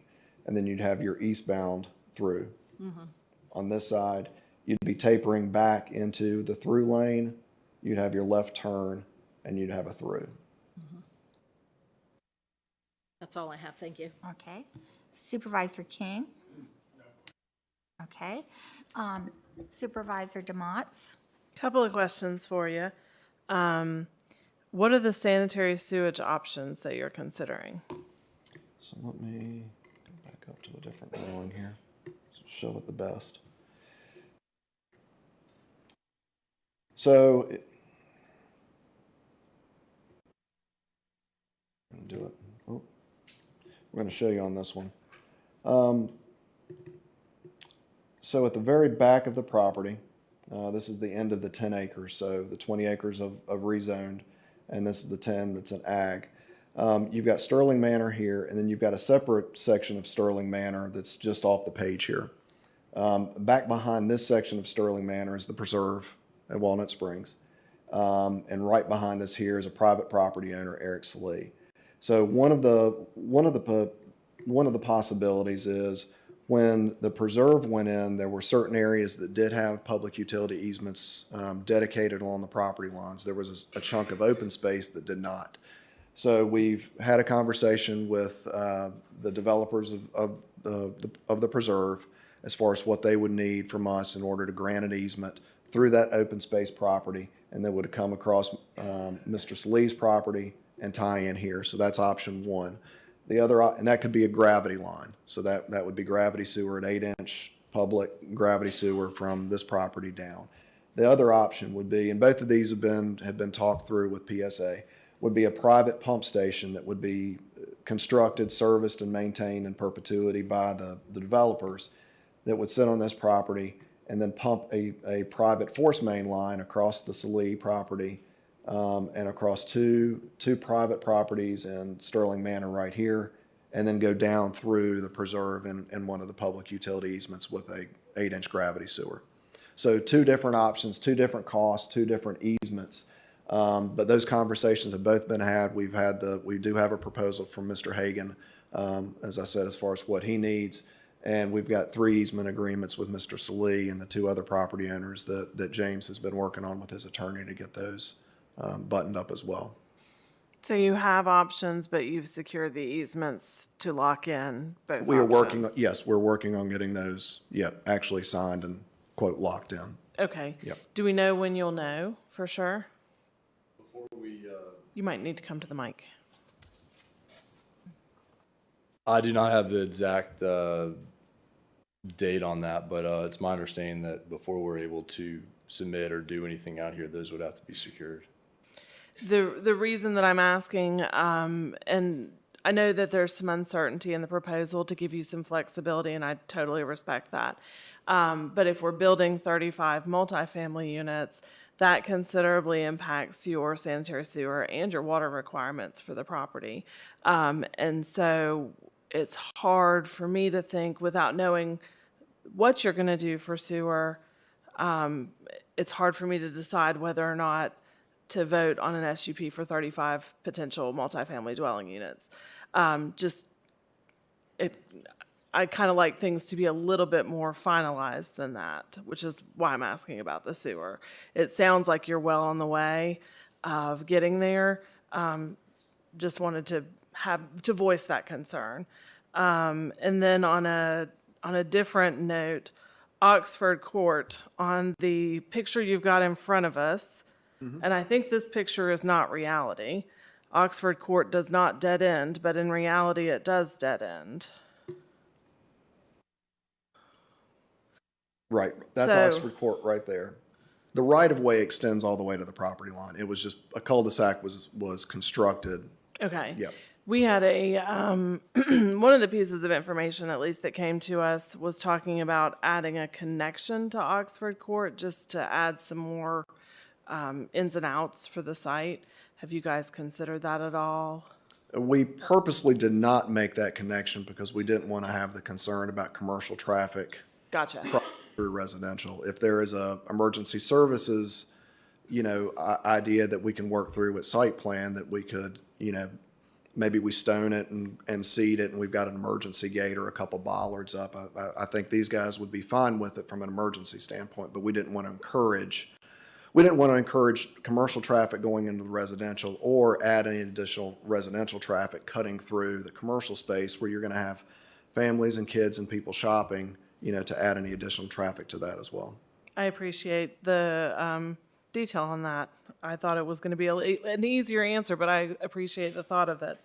And then also on just for the SUP related to the multifamily, if they go above building 1, where do they park? We would have parking. We've got additional areas that you could park here, and it's going to depend a little bit on how many employees James is going to have parked back in this area. We've got a lot of parking back here.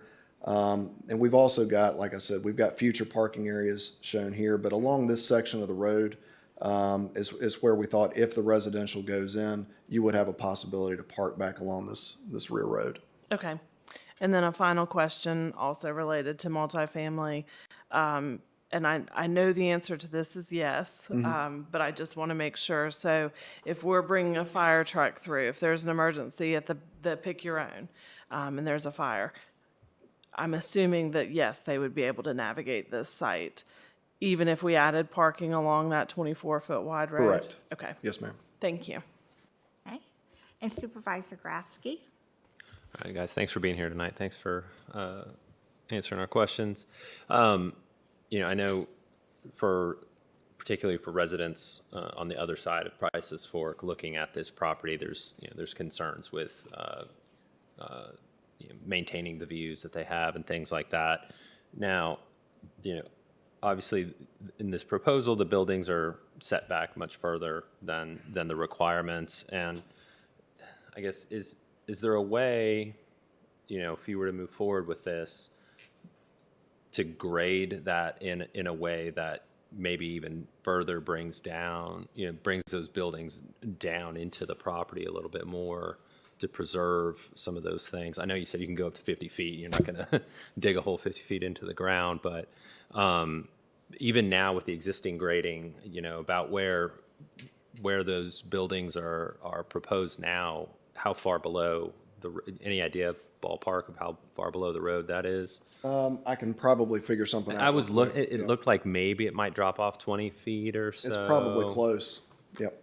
And then with the landscape buffer, like how tall, are they looking at 30-foot tall tree, or, what is that landscape buffer Typically look with the like? landscape, so it's deciduous and large deciduous trees, small deciduous trees, evergreen trees, and shrubs. So all 4 tree types are required, and they're required at a different spacing. And I believe the county's requirement is 6 feet minimum at the time of planting for evergreens, and maybe 1.5 or 2 inch caliper, maybe on the deciduous trees. I'm looking at Bree, I don't remember exactly, but like I said earlier, it's a pretty heavily planted buffer. Mm-hmm. Okay. And then, traffic-wise, obviously, that 7:30, 8 a.m. until 9, 10 a.m. and then in the evening, right, from like 4 to 6. Those are the most heavily trafficked parts of Price's Fork. Now, your crews get started pretty early, Mr. Ulmer, right? Correct. And then the rest of the traffic, I presume, would kind of trickle in and out throughout the day, whether they're clients or just stopping by. Yeah, and I think that's one, I appreciate you bringing that up, is, James's crews are already on Price's Fork Road. They're on Thomas Lane right now. So his crews are constantly up and down Thomas Lane already. So you're not technically adding any additional traffic with his operation. With the build out of any office or small retail or Scott space, there would be additional traffic that would come in, but you're not typically hitting those morning hours. You would have afternoon traffic coming in because those businesses would be open, but that 7 to 9 reach outside of maybe Scott having something there that would serve coffee or a breakfast in the morning, but that would kind of be zip in and out. But the majority of those uses outside of James would likely not be happening during those critical, that 2-hour gap or that 2-hour window of the 7 to 9 in the morning. Okay, thank you. Okay, and Vice Chair Fitchikowski? No questions. Okay, I don't have any at this time. Does anyone else bring to mind? Okay, thank you very much. Thank you all. Okay, so to sort of go back to what we were doing, as our attorney said, we're having the different public hearings, and so what I'm going to do is I'm looking at my sheet here, and for the first one that just concerned the rezoning of the land, we did have a citizen that signed up. I believe her name is Barbara Swartz, and so if she could come forward, and then anyone else after that. Welcome.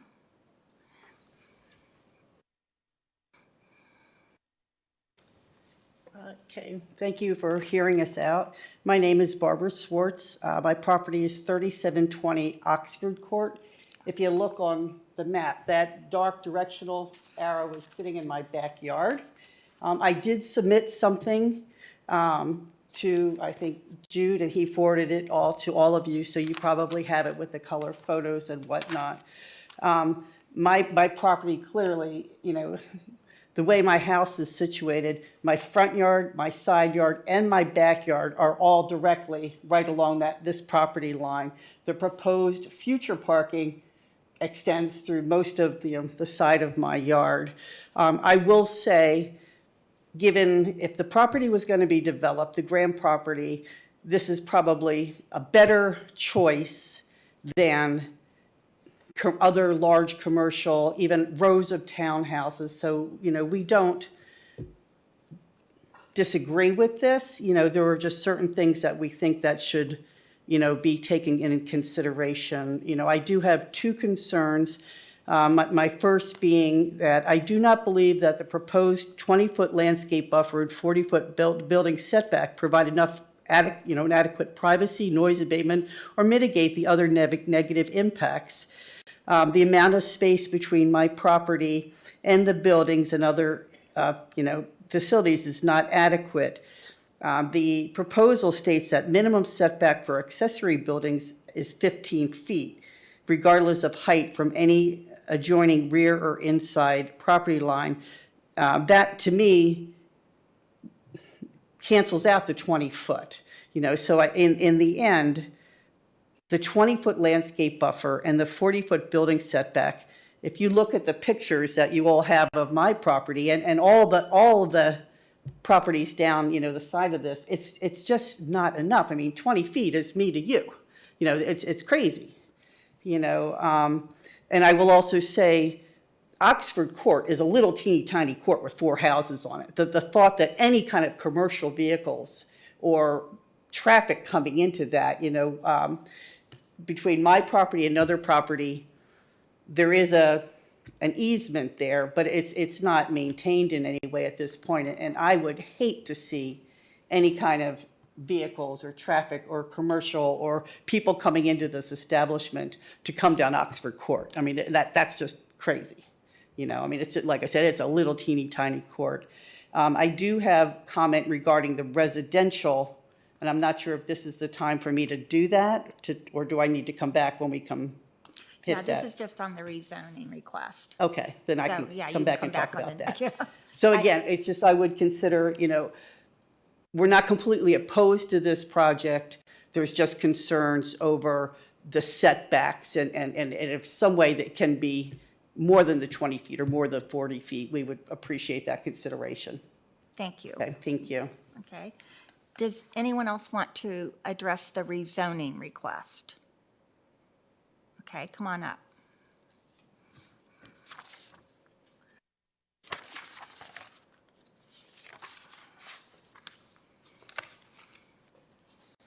Thank you, Madam Chair and the board. My name's Jean Elliott, and I live at 3695 Prices Fork Road. I don't know if you could pull up that Google map again, but I'm directly across and beside the Brunswick entrance into that property. And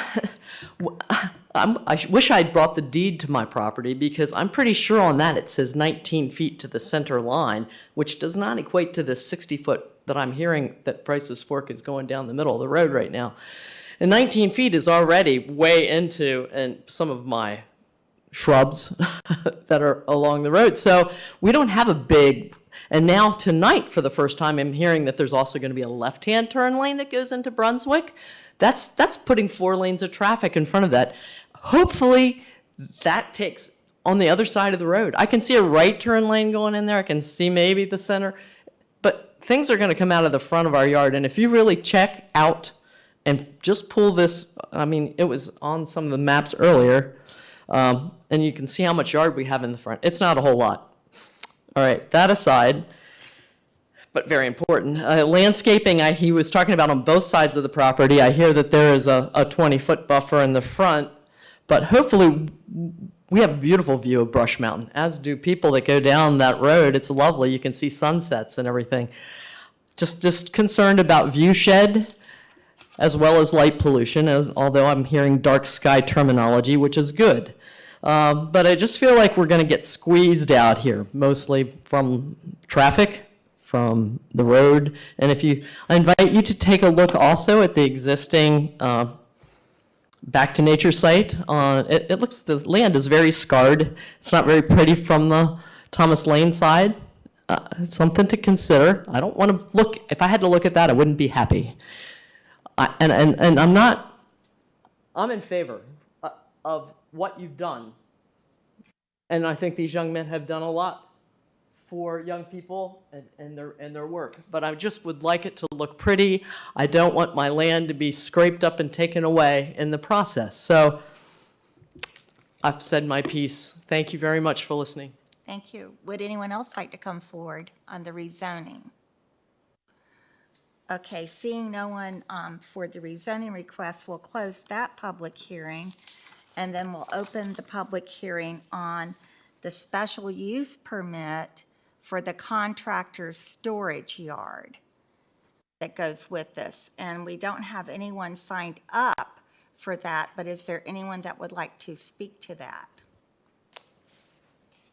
Okay, seeing no one, we'll close that public hearing, and then we'll open up the public hearing on the special use permit for the multifamily dwellings.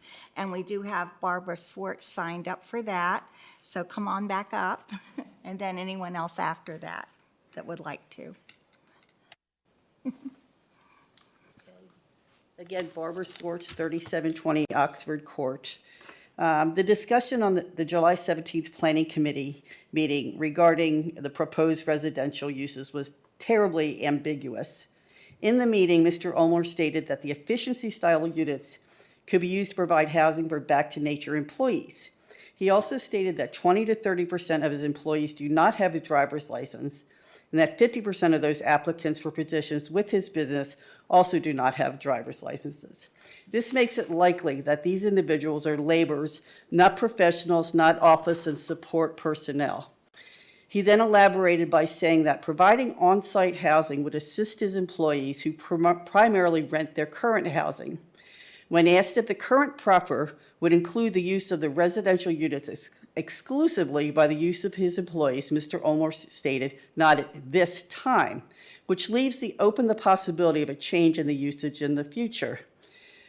It also is possible that units would not be rented to Back to Nature employees, but would serve as company-provided housing. This is a point of concern for me and other residents of Sterling Manor. Would these employees and residents of the property have a vested interest in maintaining the property, following county rules and regulations, being mindful of neighbors, if they possibly have no stake in where they're living, no rental fees, no security deposits, etc., with no background in landlord-tenant relations, as Mr. Ulmer indicated at the Planning Commission meeting, I fear that this could be problematic in the future. Again, we just want to be, very concerned about who is living in these places, and how vested are they in maintaining it, and fitting in with, the community right there where we all live. Okay, thank you. Would anyone else like to address the special use permit for the multifamily dwellings. Okay, come on up. My name is Stan Burke. I live directly across in front of this. Thank you, Mr. Kitts, for your perspective. Our home is located, as I say, right across in front of this. A couple of concerns that I have. If you look at this map, and I'm looking at the roadway, a safety concern here. We're providing a left-hand turn lane to come into the major entrance to this proposed subdivision, and as I look at it from east and west. But my home is just directly across the street from the Masonic Lodge. Now, I don't see any left-hand turn lane for me to get in my driveway. I don't see a left-hand turn lane for my neighbor, Hope Terman, to get into her driveway. It's going to be a concern. Also, if you look at that proposal, I see Price's Fork Road now as a straight stretch through there. However, to get this turn lane in, we're going to have to widen it out. Now it becomes something that you're going to drive around the turn lane for the major part of the traffic to move up and down Price's Fork Road. I think that's going to be a safety issue for the traffic that moves through there. So that's my current concern for that. Another concern that I have is the way this looks, and I'm not sure what it'll look like when it's finished, but I haven't heard anything said about, is this going to be a paved area? If it's going to be gravel, I've got big concerns about that. But I don't know what that proposal is. I haven't seen anything that tells us it's going to be paved or what have you. Thank you for your perspective. Okay, thank you. Would anyone else like to come forward at this time? All right, seeing no one else wanting to come forward for the multifamily dwellings, we'll close this public hearing also. Okay? All right, and that moves us to, you want a break? Okay. All right, so before we have public address, we'll have a 10-minute break.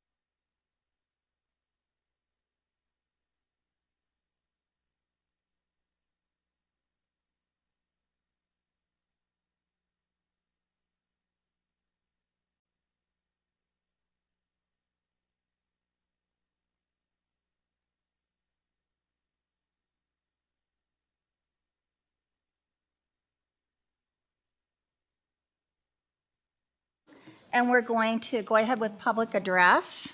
I went over the guidelines earlier, but just to make sure, you know, you just come forward and you say your name, where you reside, you have 4 minutes, you address everything to the board, and when the yellow light comes on, that means 3 minutes is up, and when the red light comes on, that means your time is up. And so this is our chance to listen to you. We don't respond at this time, but we do listen to all the comments. And we do have 2 citizens signed up, so we'll go there first.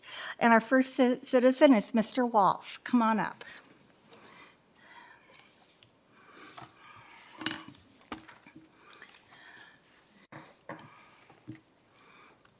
Welcome. Chris Waltz, 1370 Ruby Street. I'm here to talk about, which has been a lot of discussion where I live, the town of Christiansburg, about your joint tourism program. It was established in 2014, and the term of it was for an initial 3-year period, Section 6, duration of agreement, an initial 3-year period, and it would automatically renew for an additional 2 successive 3-year periods. This came out at the work session last week with the town. 2014 plus 9 is 2023. And the agreement was signed July 30th of 2014. So you no longer have a joint tourism program, yet you're still accepting money from the localities. At least one locality, Christiansburg, wants out of it in the worst way. And I'm guessing none of y'all knew this, that the agreement had expired. I've had a copy of the agreement for a while, but it hadn't gotten that. I don't like doing math, and it never actually gotten that far in it. You don't have anybody that's staffing it now except someone who's working part-time, who's a county employee. And I went back to the latest contract where we had gotten the town had gotten a presentation. That particular contract with, I'm not sure who it was, but they did give a presentation. That particular one was paid for with ARPA funds.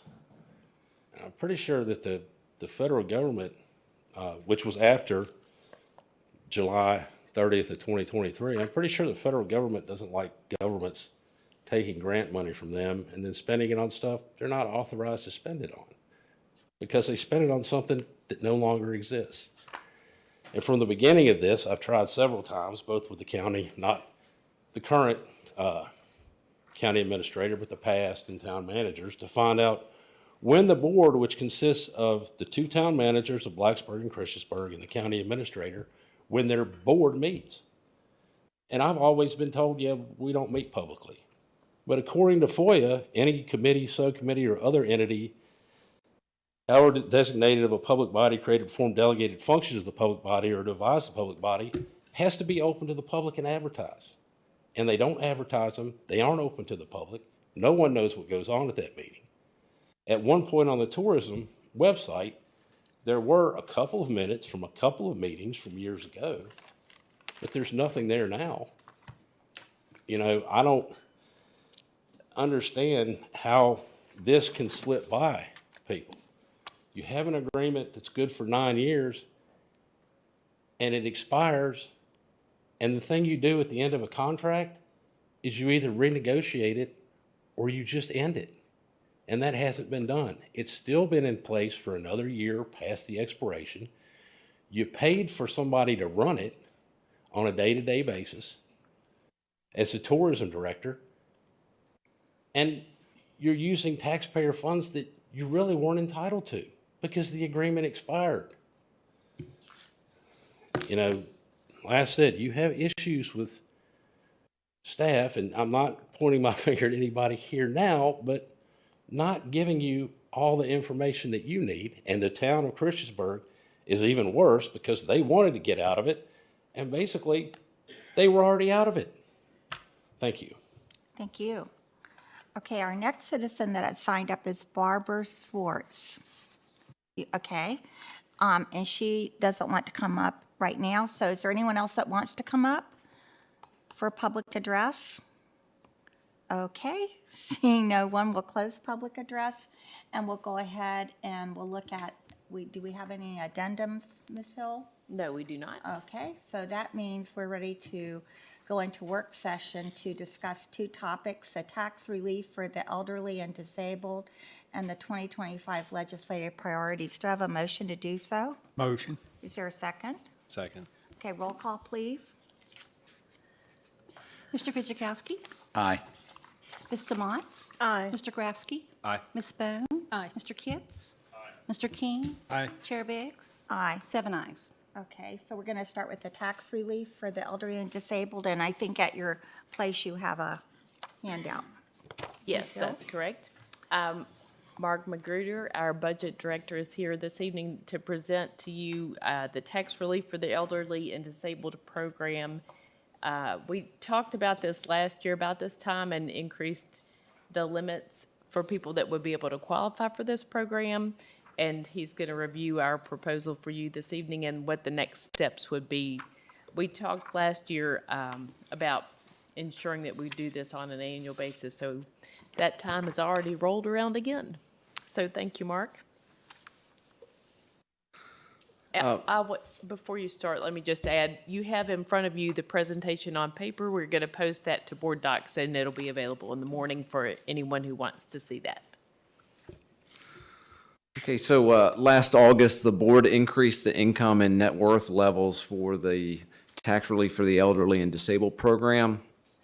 And during last year's update, all values were increased based on actual Social Security cost of living adjustments. And we said at that time we would bring it back and revisit it to make the updates for 24 and 25. So the purpose of this presentation is to determine the board's position on increasing the income and/or net financial worth limits or making other changes to the tax relief program. I wanted to go over a little bit of the background, the criteria for eligibility, and this is based on the state code. Age limit 65 and older or a disability, and you would need to be permanently and totally disabled if you're not above age 65. Maximum income limit, that's a combined dwelling income limit. It excludes the first $10,000 of income of each relative other than the spouse of the owner living in the dwelling, and the first $10,000 of income for the owners that is permanently disabled. Net financial worth limit, net combined financial worth, including the value of all equitable interest as of December 31st of the immediately preceding calendar year. That excludes the value of the dwelling furnishings, and up to 1 acre of land.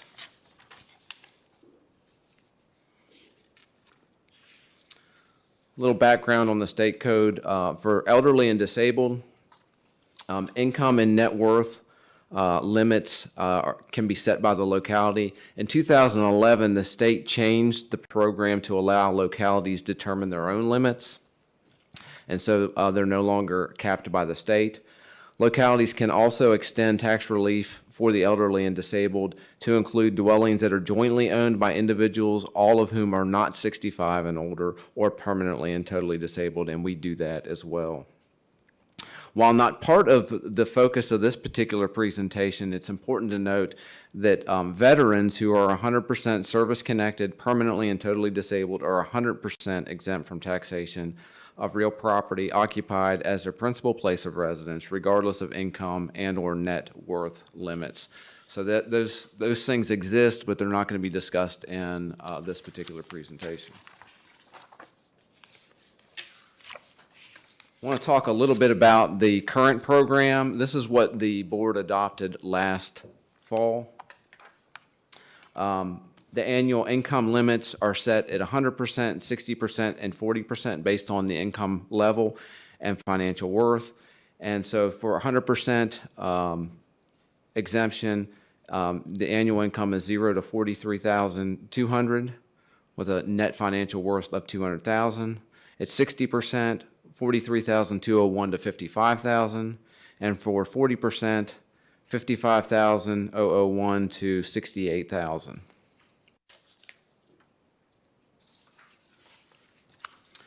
Talk about the number of citizens that are served by the program. So this next chart shows the 2023 tax year, the number of citizens that qualified, and then the 2024 tax year and the number of citizens that qualified. And you can see that the numbers have remained fairly steady from 23 to 24. We had 598 people that qualified, 77 for mobile homes. And then for 2024, in real estate, we had 585 for the real estate portion. Now, the mobile homes, we don't have the data for that because the Commissioner of the Revenue's Office is currently finalizing the personal property book, and they won't have those numbers until we set the PPTRA rate, and then they'll be able to calculate those numbers for us. Mobile homes are considered personal property, and they're taxed at the real estate rate. Again, this shows a breakdown of the citizens served by locality. Again, we have 2023 and 2024 numbers, and you can see in both of these charts that most citizens served are in the county and in the town of Christiansburg.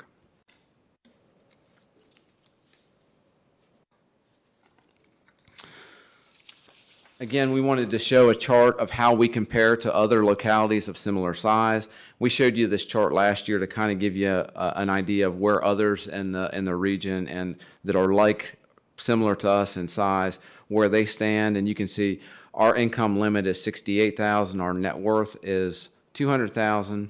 We increased those levels last year. Roanoke County's at $56,000 and $200,000 in net worth. They have not increased their limits since 2011, though we did talk with them and they are looking at making changes soon. Albemarle County, they're at $88,800 for income limit, $305,000 in net worth. They increased their limits in 2024, and they've made increases 3 times in the last 9 years. Hanover County's at $60,000 on income, $400,000 on net financial worth. They increased their levels in 2023, and they increased 3 times in the last 5 years. Bedford County, they're at $50,000 income, $150,000 net worth. They increased their values in 2024. Prior to that, they hadn't made changes since 2012. Roanoke City is at $51,200 for income. Net worth is $160,000. They increased their income level in 2024, but they did not increase their net worth number. The prior change for net worth was in 2012. The city of Salem's at $65,000 for income, $185,000 for net worth. They increased their values in 2023. They had not made a change since 2013. In the city of Radford's at $24,000 for income, $70,000 on net worth. They haven't made any adjustments since 2015, but they, along with Roanoke County, are also looking at making changes relatively soon.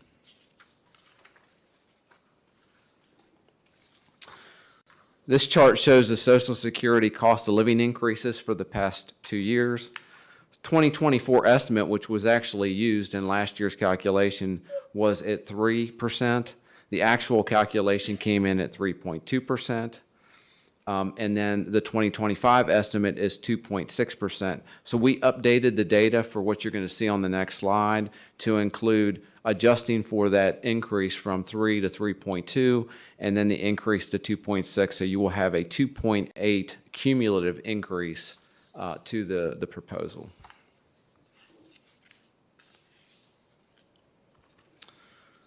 Okay, so the proposed change is provided on this slide. To address increases in Social Security, these are the recommendations that staff has made. Again, we show where we were prior to last year, what the limit was set at in 2024, and the proposed limit for 2025. And it increases from $43,200 at the 100% level to $45,000. $55,000 limit at the 60% level to $56,000, and $68,000 income level at 40% to $70,000. Net financial worth is going to increase from $200,000 to $205,000.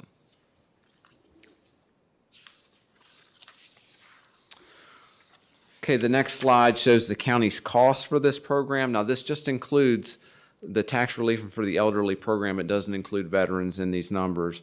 But the cost in 2023 was around $600,000, and in 2024 it's just under $700,000. And my guess is once you add the mobile homes, which isn't a significant portion, into that number, when we get that, it's going to be, you know, a little bit closer to that $700,000 number.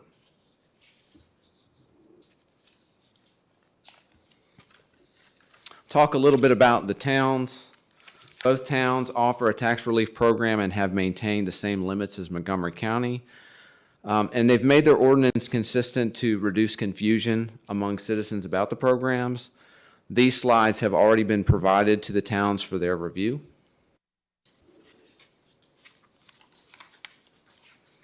Talk a little bit about next steps. We would need to come to some consensus regarding the revised income and net financial worth limits. Once we do that, we will notify the towns of the changes. Town councils will also consider the same changes. We would need to draft an ordinance resolution authorizing advertisement of the change. That would take place on the September 9th meeting. We would schedule and hold a public hearing on October 15th, and then we would be able to vote on the ordinance on October 15th. And again, that would go into effect for January 1st of 2025. That's correct. Okay. And with that, concludes my presentation, and I will entertain any questions you may have. All right. Let's go down to this end and start with Supervisor Bone. Do you have any questions or comments regarding this? I do. So when we compare to the other localities, the numbers seem pretty arbitrary. Does anybody tie income limits or the net financial worth limit to any publicized number? I don't have that information. I mean, we could certainly reach out to them and ask them. Have we ever tied it to anything? Social Security cost of living adjustments is the only thing that we've ever tied to.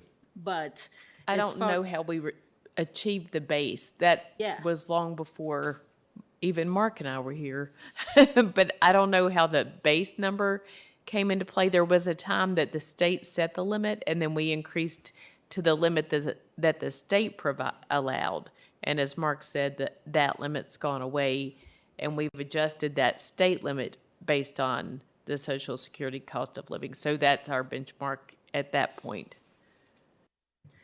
I'd be curious to find out if Albemarle County ties theirs to anything. That's my only question on that page 7, as well as net financial worth. You know, Hanover County or Albemarle might tie it to something. I wouldn't be opposed to increasing the income limit or the net financial worth limit. Because I understand from what you just said, both are arbitrary now because the state doesn't give any recommendations. Is that correct? I don't know that it's arbitrary, but we did use the state recommended number, and then we had to systematically approach that to compound. So we took every year into effect. You remember there was a do gap, remember but that, we and did I'm catch very up. grateful that we Right. got to the 68,000 for sure. The only other comment on page 9 is I'm assuming that the income limits are really above 2.8 of a change because there would be compounding on the 0.2 that we missed last year. Yeah, there was, we went back to the prior actual and Okay. compounded them all the way through. That's right. We compounded the 2%. We did compound The the 0.2%. Yes, Yes. 0.2. We did. Yeah. We knew you would ask us that, so we were sure to do it. Mm-hmm. And then we rounded the numbers to be to the $1,000. So That's great. And last question is, on page 10, you said it does not include the veterans. Do you have any idea how much, Absolutely. and what's that? The total amount of tax relief is right at 1.2 million. So you're looking at another 600,000, rough. And how much did that change from last year to this year? It was it was $1 million prior to that, and so we went up a little over 100,000 or so. And when we made the big change, how much of a big change was the? It's been consistently around $1 million, and so there Awesome. really hadn't been much change until we made this one. Okay, Yeah. thank you. That's all I have. Okay, Supervisor Kitts? Okay, so I want to get this straight. There was never an arbitrary number. It actually started when the state gave it to a certain point. We went from that certain point and moved on and established our baseline from there. Then we tied that to the Social Security increase, and that's where we are now. That's correct. That's all I have. I'm good. Thanks. Okay, and Supervisor King?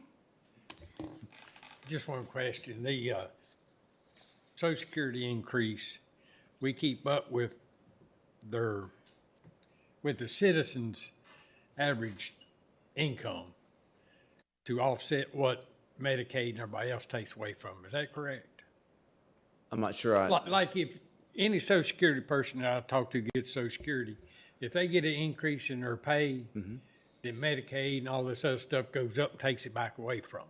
That's why we're moving up. Are you talking about like Medicare, your Medicare goes yeah. up? I think that's what he's talking about. Yeah. So we're keeping up with their income, raising it up, so we don't take no more away from them. That's correct. All right, I appreciate it. Yes, I that's thought that's correct. what it was. We need to take care of them. I'll be there one day. Okay. Supervisor DeMott?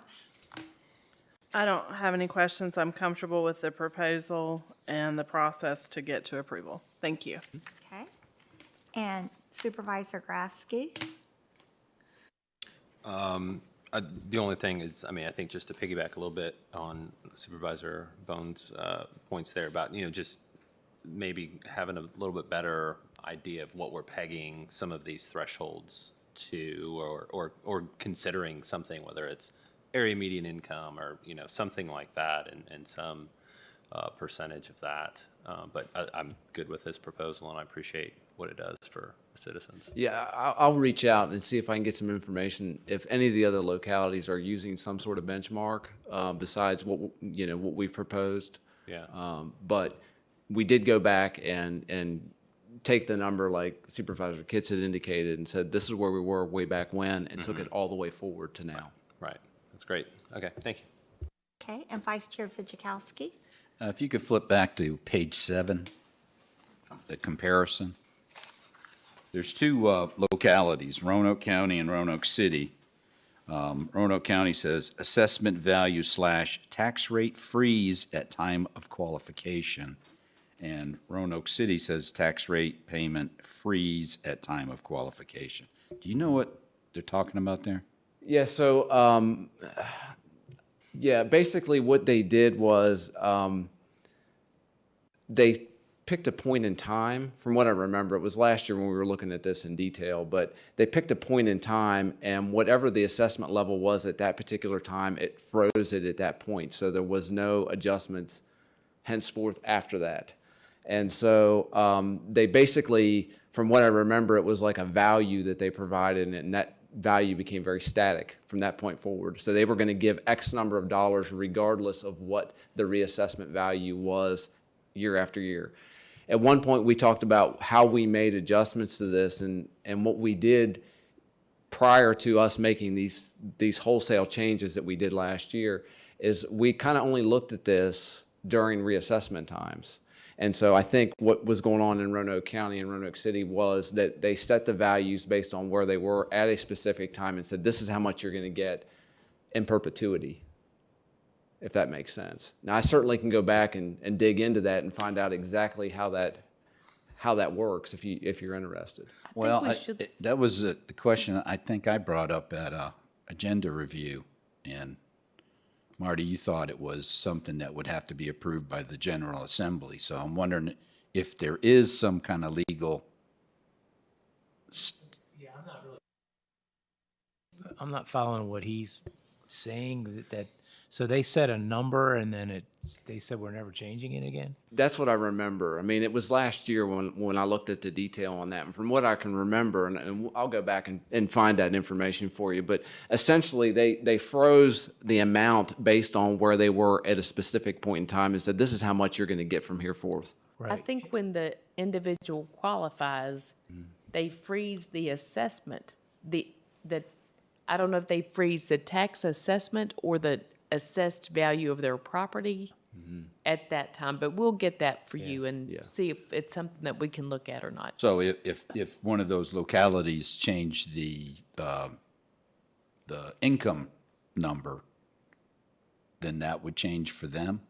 Yeah, because were you talking about like putting in like, hey, every year, let's go up 2.5 without having to redo this? Is that what you were talking about? I think what I was talking about was 2.5 something is not the real number. Just something a citizen had asked me that why can't, when you hit a certain age, pick an age, 65, 85, whatever you want, that it freezes right there and you don't pay any more higher tax than what you're paying then. Yeah, that's what you were asking. Like he was asking, it's sort of a different question. Yeah. But, and we don't have the ability to do that, correct? Yeah, the way the system's set up is it's based on value, not based on tax, in essence. So it's how much the value is determines the tax, and I think that's why we raise their income limits higher to keep them to offset. Yeah, so they'll still qualify. Right. But I don't think the system. I mean, I'll look at it a little closer, but I don't think the system's set up to do, even though that makes sense, that to freeze them at tax liability X. And well, it may be easier just to freeze the assessed value. Is that something that can be done? We'll look into that. Yeah. Yeah, I think we have to keep assessing, but then because you have to assess everyone equally. However, then certain individuals that state allows us to give some exceptions to, one being elderly and one disabled, then you would apply that exception to that value. Yeah. All right. Well, yeah, Mark, if you can find out what they're talking about, because obviously those two localities must do the same thing. So. Yeah, we noticed that, when we were looking, there were a whole array of ways that people approach this. So, I mean, there's not necessarily a one-size-fits-all. This is just what we've done in the past, and we tried to make it as equitable as we possibly could. Right. Thank you. Okay. Does that raise another question for anyone or all right, Supervisor Bone? Help me out to make sure I understand this. I understand the limits went up and that the net worth went up.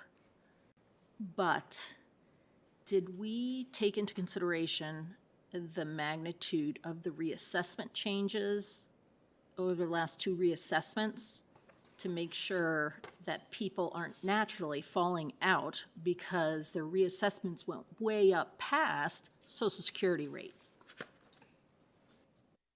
I think that's something that we kind of need to check. Well, I thought when we, correct me if I'm wrong, Mark, but when we did this last year, when the reassessment occurred, didn't we increase the value of the property by the average increase of the reassessment? Well, their net financial worth excludes a dwelling. Yeah. Excludes the dwelling, but they can. And 1 acre of land. Other land. But I'm just their saying, net worth could you include. know what I'm saying. Yes, but if their net worth includes investments, if it includes cash, then we wouldn't necessarily want to increase it by the amount of the reassessment. That's correct. Since we pulled the value of the home that they live in out. I'm just wondering, okay, if the only thing that we really didn't consider was their other property, maybe we Their could. total net worth, though, excluding their land, 1 acre of land and their home. Right, so if they have a larger than 1 acre, they're paying more. Right. And they would fall out, potentially. Potentially. I'm just saying, we did a great job with the two major aspects. I'm personally surprised that there weren't more people that we captured. We were You know. surprised too. It did shift I the know. makeup of who gets 100%. More people got 100% relief, but I was surprised that the total number didn't go up. The other issue that is difficult to know is we don't know what people's actual net worth is to know who's getting in or out of the program, only those that apply to the program. So it's not like we could inventory and say, well, how do you gauge that? Because I guess one, you know, you just think on a large level or be almost as generous as you want to be to say, oh, let's just add another 5, 10,000, 20,000 to net worth or something like that, or maybe an extra % on the, you know, on the income, or maybe both, and say, we can't be exact, but we're being more than generous. I mean, we're being generous now, but I think we just. It's the board decisions. It is the board's decision about who you want to receive this relief, and I think that we've tried to be consistent, especially with the income and following the Social Security. We have a very systematic way to do that. As far as the net financial worth, it's really difficult to say because you don't know what, as I said earlier, what their assets consist of. And really, it would just hit the assets. It wouldn't hit the income. That's correct. So if we just added like another 10,000 to assets, that would be nice. I don't know that that really achieves the goal of the intent of the program, though, because we've already excluded a primary dwelling unit. And so just increasing the net worth arbitrarily, if the intent of the program is to create a tax advantage for people that are elderly and disabled, and that can determine need, I don't know that if we've excluded their primary residence in an acre of land, I don't know that increasing the net worth is a good idea. So my initial thought, I didn't say. My initial thought would be, let's increase net worth 10%. I'm sure we'll cover as many people as we want. It probably won't bring in very many people, but at least we're being generous. And we can't measure it because people won't apply. So anyway, but I said 10,000 because I'm like, you know, it's probably less than 10,000. So I'm just saying that we kind of left off a couple of potential opportunities of people.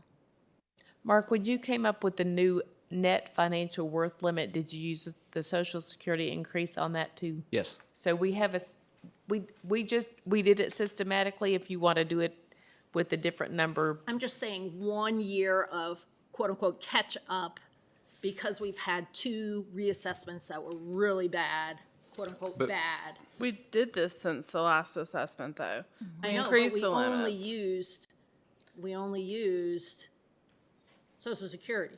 How many people that apply for this get disqualified because their net worth exceeds the 200? Like, I mean, like, are we 400, chasing yeah, 200, whatever. are we chasing a don't- issue that doesn't even exist? Like, if they're low income, do they even have assets I think that's nearing? the question we need to ask, which we don't know the answer to that. We don't know how many people are not applying because they don't meet that. Mm-hmm.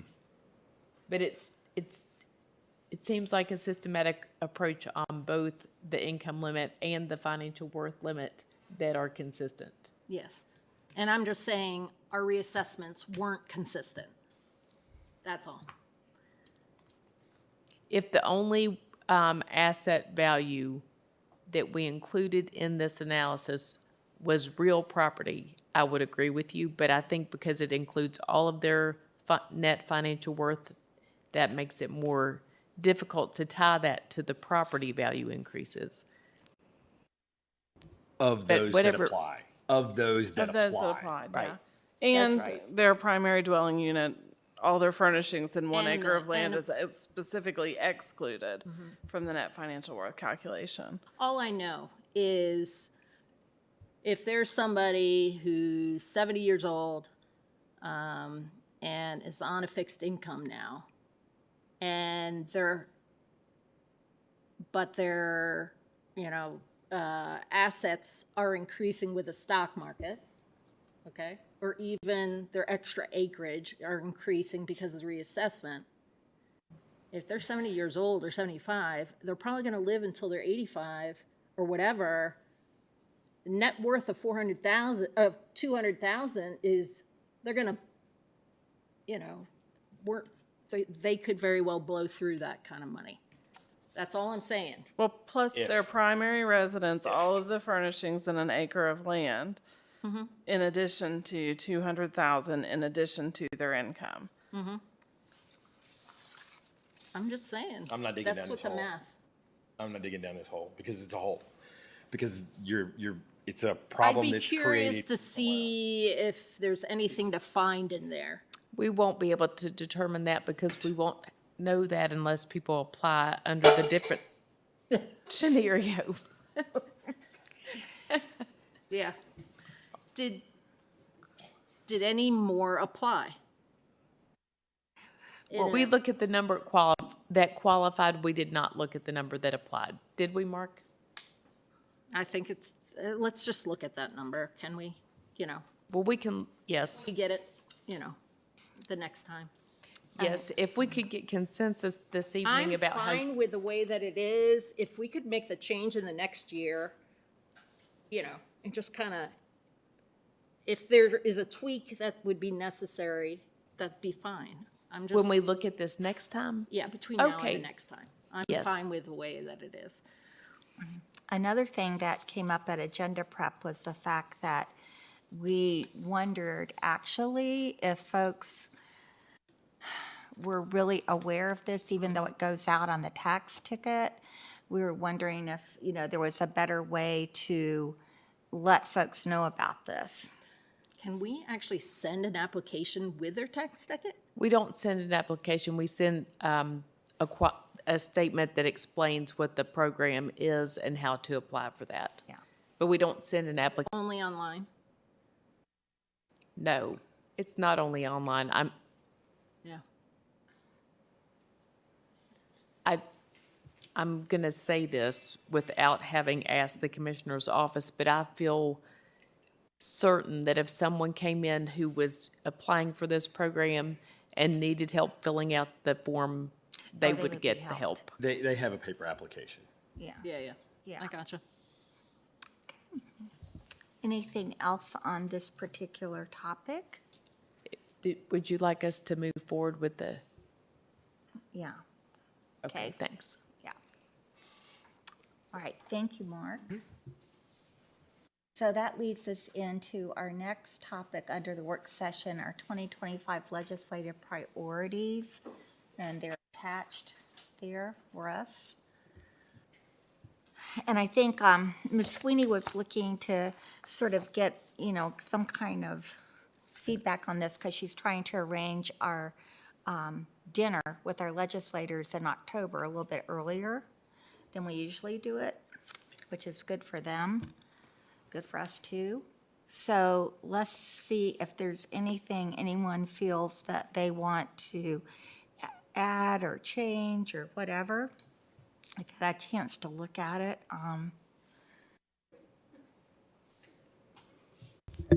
Okay. You want to start, Supervisor? Sorry, I Pitts? apologize. I No, thought go you were just ahead. asking a general. Yeah, I'm asking, I'm just overall. looking down at your way. So, one of the things, and I need to talk to the sheriff. I need to sit down with the sheriff and have a good talk with him. And it's going to sound really out there, but it's the use of artificial intelligence with police-worn body cameras and facial recognition technology, because it's one of those things that's moving forward. Some departments are using it, some departments aren't, some departments are not admitting that they're using it, and it's not an approved thing. The state has worked and passed, she was delegate then, now Senator LaSharice Aird pushed one forward, and it was in reference to either studying or banning the use of. So this is something I want to look going forward, and just wanted to drop that in there. So it's a question of the Fourth Amendment and how Well, it's used. let me ask you this. Is it something that you want to include in the priorities, or is it something that you want to have as part of the discussion when we meet with our folks? I'm going to talk to the sheriff beforehand. I want to see Okay. where he's at before I come back to Vicky and go, hey, this is something I want. I had mentioned it to Angie the other day and made sure just to kind of get a feel for it and where it goes, because it's coming down to localities as opposed to the states kind of kick the can down the road. They had it, then they let it go, and it's not passed into law. It's been a study. So I just want to talk to the sheriff before I sit here and put it as a priority for me to be able to talk to the board about more. Okay. I'm saying it as fast as I can, so. Okay. All right. Anything else on your mind about any of it? Okay. Supervisor King, are you okay with what we have so far and then what Supervisor Kitts has brought up to find out more information about? Yeah. Okay. Supervisor Bone, I'm okay with all of that. okay. Supervisor Grafsky, you okay? And Supervisor DeMotts, okay. And Vice Chair Fidzikowski. Yeah, I'm good. Okay, and I'm good, so, all right, so we'll try to find that out then. Supervisor Kitts, okay. Anything else that goes with either of these topics while we're in work session? All right, then we can have a motion to come out of work session. So moved. Is there a second? Second. Okay, roll call, please. Ms. DeMotts? Aye. Mr. Grafsky? Aye. Ms. Bone? Aye. Mr. Kitts? Aye. Mr. King? Aye. Mr. Fidzikowski? Aye. Chair Biggs? Aye. 7 ayes. Okay, and then we have 2 items under consent agenda. Is there a motion to put that on the floor? So Motion. moved. And there, okay, in a second. Second. Okay, any discussion? I'm sorry, who made the motion? Well, are you the second or the motion? First. I don't know. He can be first. Yeah. I didn't quite hear Okay. you, and then I was like, oh. Is there any discussion? Yeah. Okay, Supervisor King.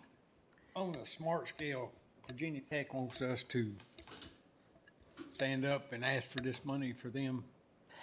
Virginia Tech as a educational institution does not have a smart scale application slot. So if we have a certain number that we can apply for each year. If the county has a space that we're not using, they ask us if we can let them use one of ours. That's all we're doing is approving that. We talked about that at the joint meeting with the Planning Commission. It's just to allow Virginia Tech to use one of our application spots. We don't have to, it doesn't obligate us financially. Yeah, but if they're approved, it takes some smart money, scale money, right? It would take smart scale money. I'm gonna say this again. I done said it once. I have no problem with this. I'll vote for it. But I hope Virginia Tech understands how much we approved here for them. They asked us to do something, we do it. So we need a little cooperation from them. Okay. If I may add one thing, when we meet with Ray Smoot as our CTB member for years in my previous job, and then in our current meeting, we brought up this issue that a state higher ed center should have their own opportunity at the table with VDOT and not have to rely on the lesser local government to have a transportation project. So that's been conveyed to Mr. Smoot, and he has passed that along. It puts all the universities in the state at an awkward position. Well, just what I'm saying is, Yes. we asked them for financial assistance on things. Since I've been here, we've been talking to Virginia Tech about it. Well, we're talking about, but that's all ever gets done. All I'm saying is just let them recognize that we are standing behind them. We're trying to help them. Well, it also sounds like something that needs to be said to our General Assembly members, correct? What's that? Tell them that Virginia Tech needs their own thing, that the state universities and colleges need their own thing, not to rely on the locality that they're involved with. Let's I'm not talking put about it in our just legislative this. objectives. I'm not talking about just this. I mean, I understand know. what you're saying. Yeah, we know what you're saying. It's directed at the university, and the university supporting the county. Right. And we're providing support to them. Right. right, we're supporting the university, but Right. Yeah, well, just like we supported them with the Southgate interchange, and a group of us went down to Roanoke and asked for that from Blacksburg and Christiansburg in the county. So, yeah, you're right, Supervisor King, we do support them in different ways, and we do look to them for supporting us. Can we add that to our legislative objectives, or is that too much?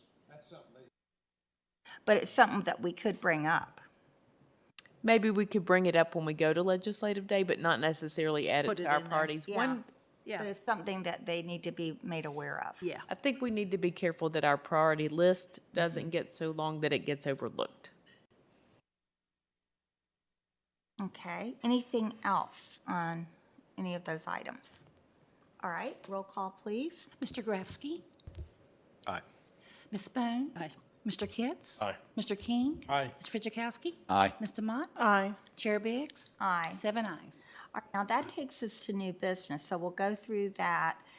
The first item is the proffered conditions for the RWW 36 LLC and the RWW 34 LLC, and that was the one that we talked about that is in Supervisor King's area with Tyler Road, et cetera. Do we have a motion to put that on the floor? motion. Okay, is there a Second. second? Okay, any discussion?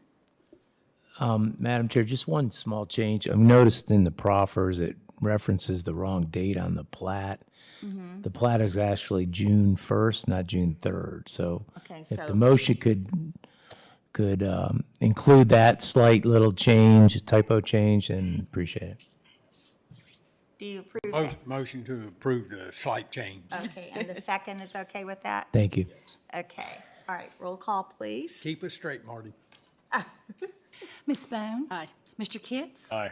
Mr. Fitchukowski? Aye. Mr. Motts? Aye. Mr. Grafsky? Aye. Mr. King? Aye. Chair Biggs? Aye. 7 ayes. Okay, now the next one is the rezoning for the Steve Grant Living Trust Agriculture to Plan Unit Development. And Marty, would you like to restate what the protocol as far as if B doesn't pass, then the rest of them don't pass? Or we also have the option of taking this and putting it on at a future meeting, since people had questions and we had, folks out in the audience. Can you sort of like guide us a little bit? Madam Chair, before he gets going, and I get a question of point of Sure. reference on this. Can we go Probably ahead need a before he motion to goes have through that and make a discussion. motion to move it to the next one, because you gave that as an option, so we have time to go over it more, or do we need to go through that step first before we go through that?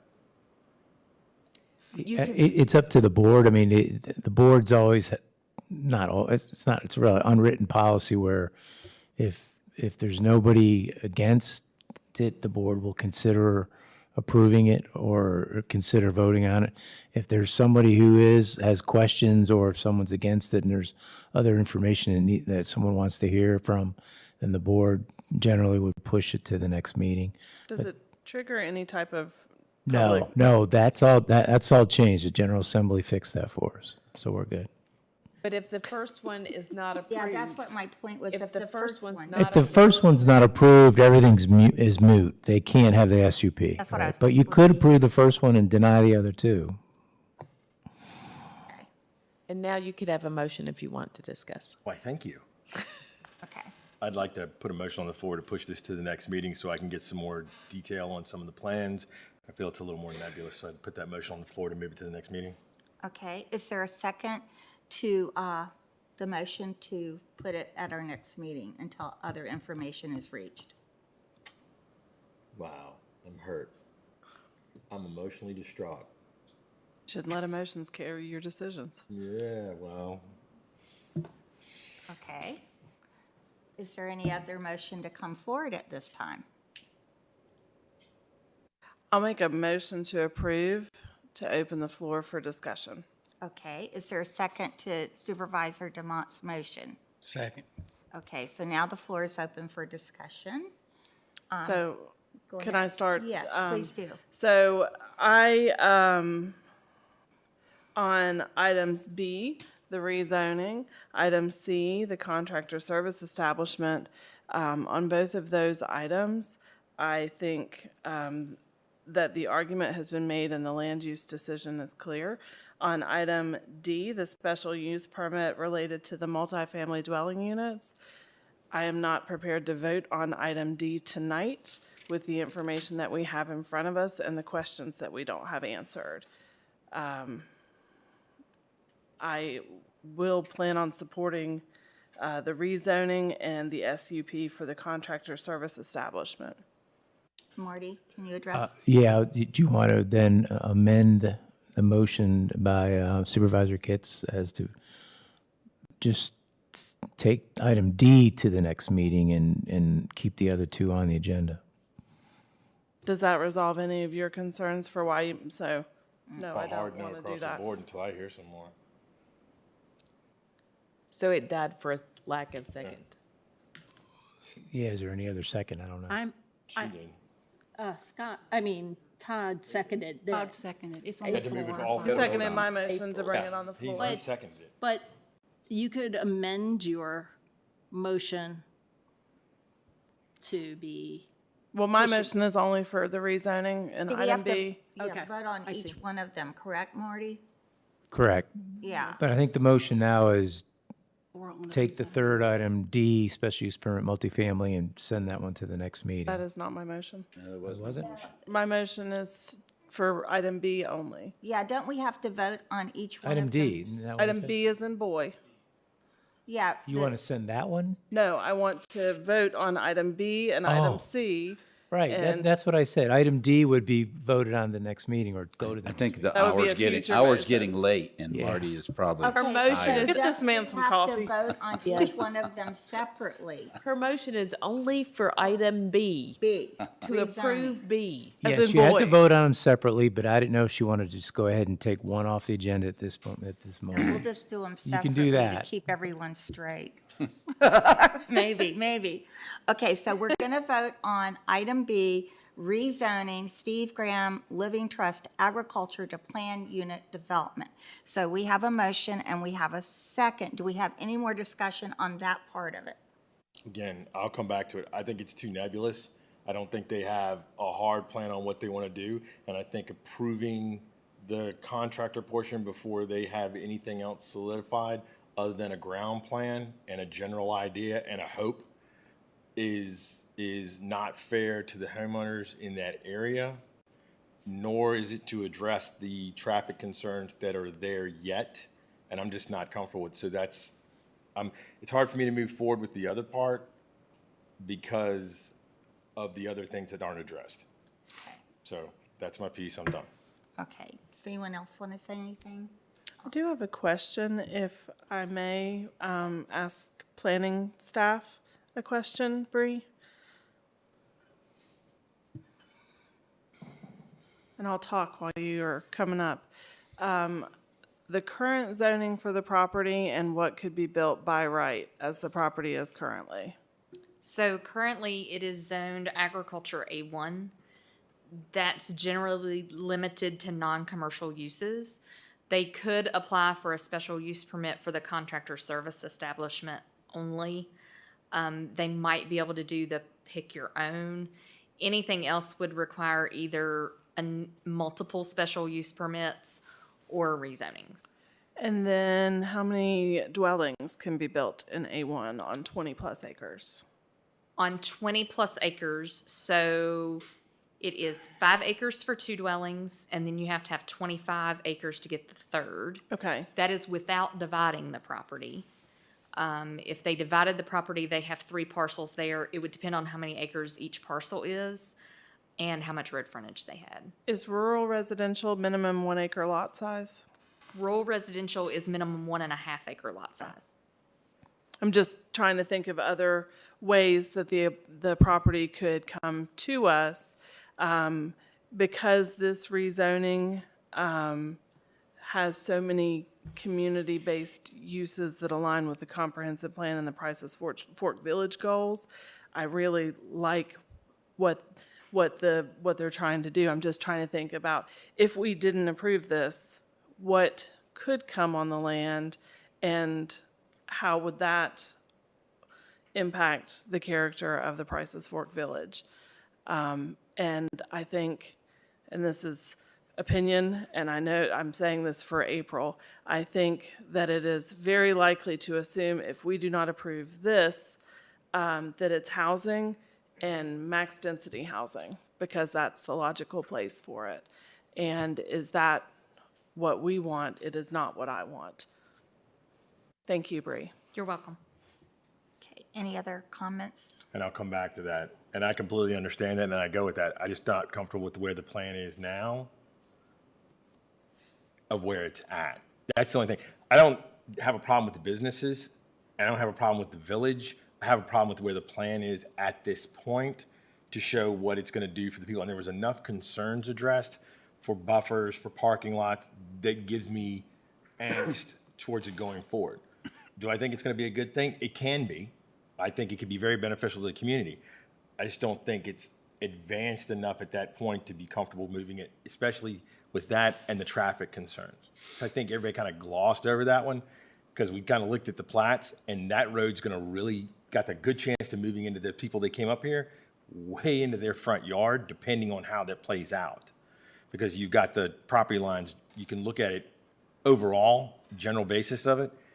That's the only thing. It's not that I wouldn't approve it going forward if I had a better idea, or I could see it, or if I could a little more visualization of what the road would be as they tore it down and went into these people's yards.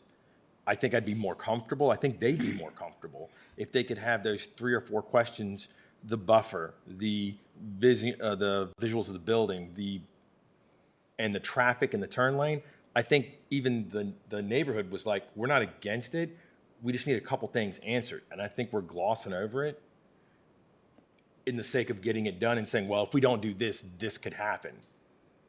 That's all. That's my point. And that's not the point that I'm making. The point that I'm making is more that, in my mind, the proposed use with the rezoning and the proposed use with special use permit for the contractor service yard fits with what I understand the vision to be for Prices Fork Village.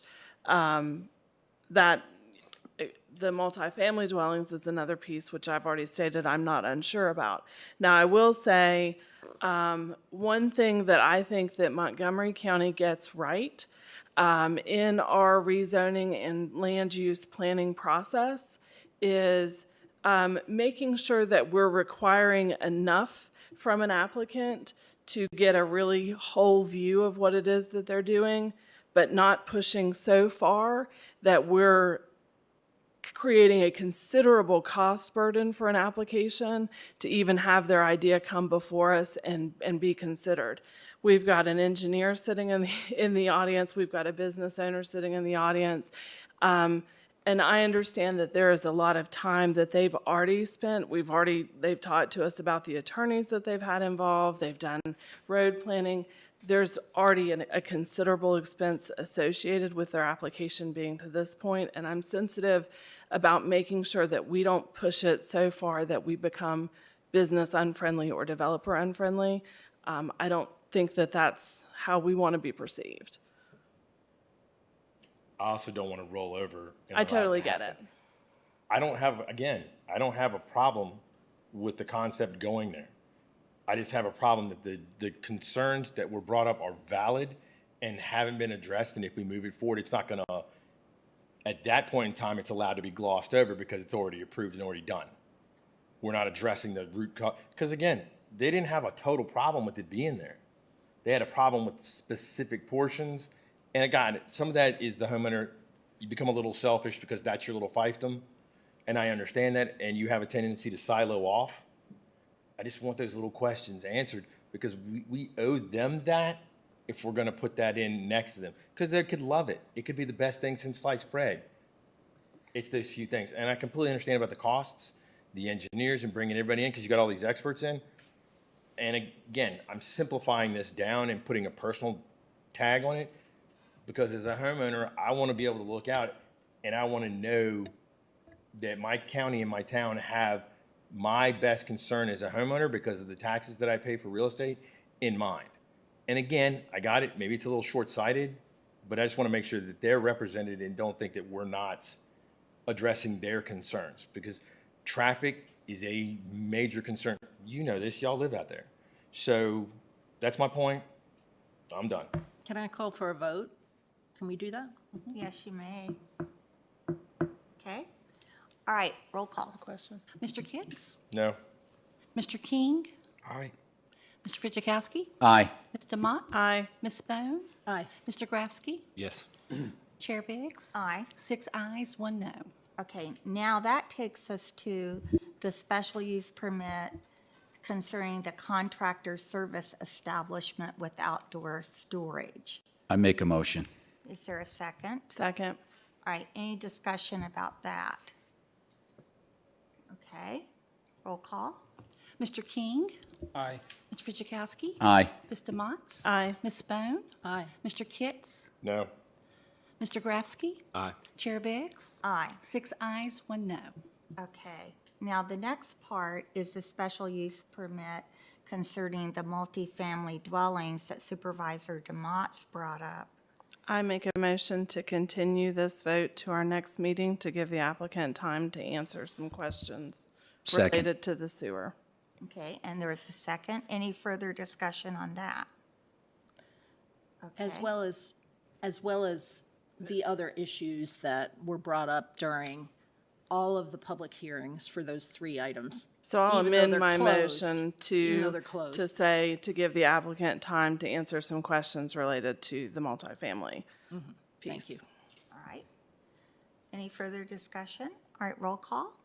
Mr. Fidzikowski?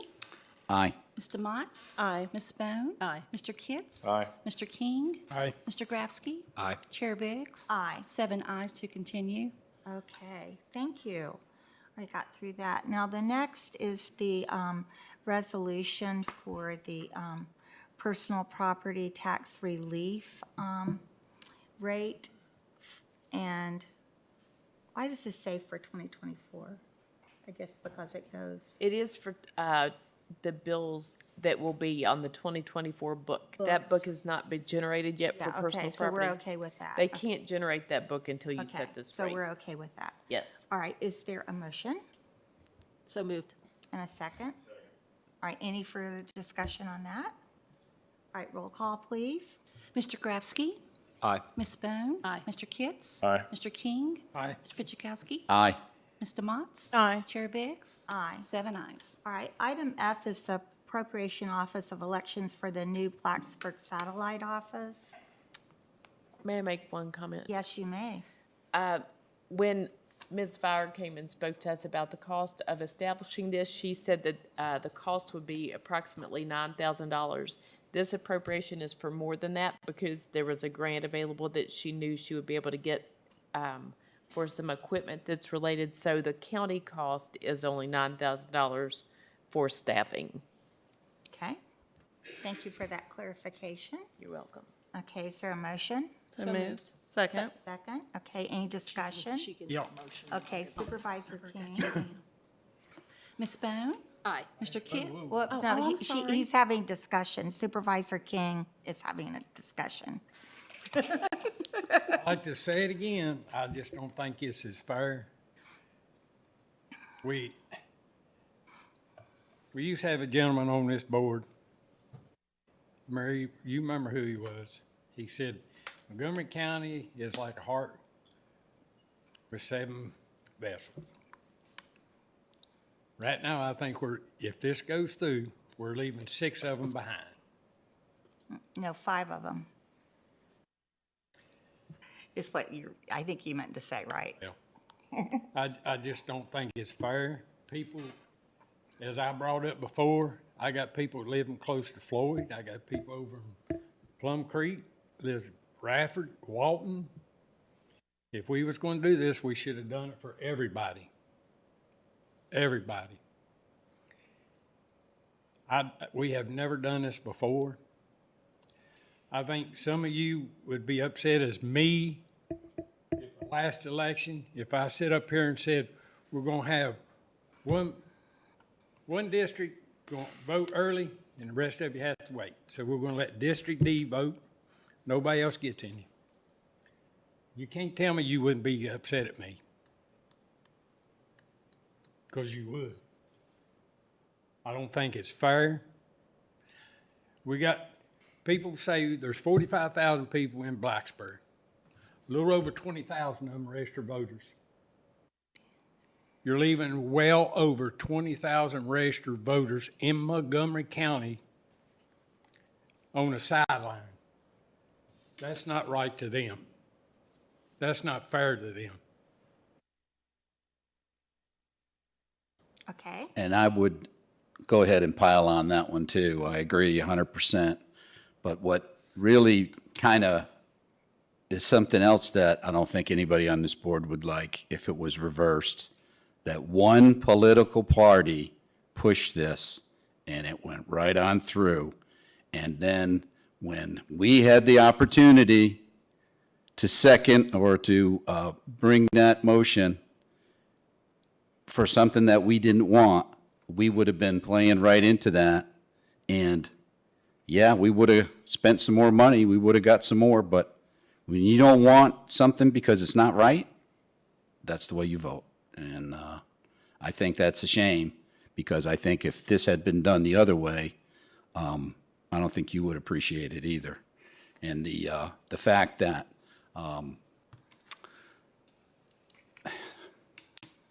yeah, that's all I got. It's wrong. Okay, anyone down here? Anyone over here? All right. Yes, go ahead. I can't speak for everybody, but I know that wherever early voting is, I would go vote. I always early vote. So if it wasn't a different district, I would have voted. So, you know, I'm for early voting, and I would have liked to have at least 2 other voting centers, but, you know, that's not happening. I'm okay with that. I don't live in Blacksburg, you know, but I might just as well go vote. So I'm in outside of town. So anyway, thank you. I think this is great. But the thing is, everybody can vote early. Everybody. But if the early voting was in your district, I would go to your district. You couldn't go. You live over. No, early voting, everybody can vote early. That's why you get your own ballot, you know. That's why we set up this. We spent this money on the new registrar's office. We all agreed to it, except for the 2 new ones, that this would be good for everybody. We had concerns. It's just, I want you to think about it. If this happened in your district or any of your districts, don't tell me you wouldn't be mad. This board is setting up a precedent. This is the second one.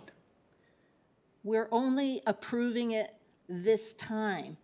Not for everybody, just for one select group. Only because we couldn't approve for others. We could have, because I was sitting here and I said, let's do it for all. We're on a time frame. It was 4 weeks later before we ain't even approved the money till tonight. It's just not right. If you can sit here and vote for this and think it's right, I want each one of you to remember this when the shoes are on the other foot. That's all I'm saying. I want to make sure I understand what you're saying. There was an opportunity for us to approve 3 or however many satellite offices on the table. When was that on the table? Did I miss that? No, you made the motion. I made the motion. So, I don't know what you're talking about, Todd, really. Don't tell me you don't know what I'm talking about. You said bring 1 in Shawville, 1 in Reiner. I represent more than Reiner. I represent part of Christiansburg, Plum Creek, Pilot. If we was going to do this, if y'all thought it was the right thing to do, we should have opened it, every one of them. Every place that you voted should have had early voting, not just one. And these 20-some thousand people that you're leaving behind, they will remember this. They will remember it. It wasn't our vote that did that. It wasn't. No. I didn't vote for it.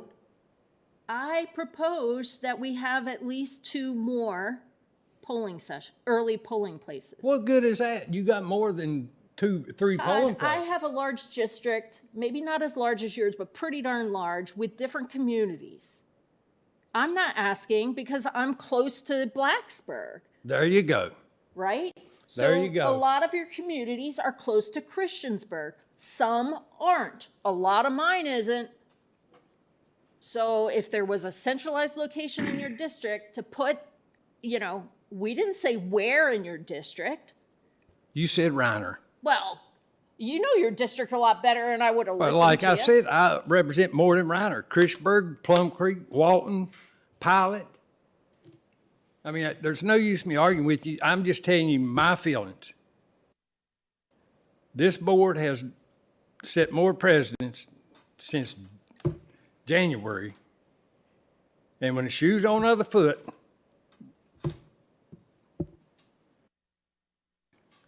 Okay, anything else? All right. Roll call, please. Ms. Bone? Aye. Mr. Kitts? Aye. Mr. King? no. Mr. Fitchukowski? No. Ms. Demotz? Aye. Mr. Grafsky? No. In here. Chair Biggs? Aye. I have 4 ayes, 3 no. Okay. Whoops, let me get my place back here. Okay.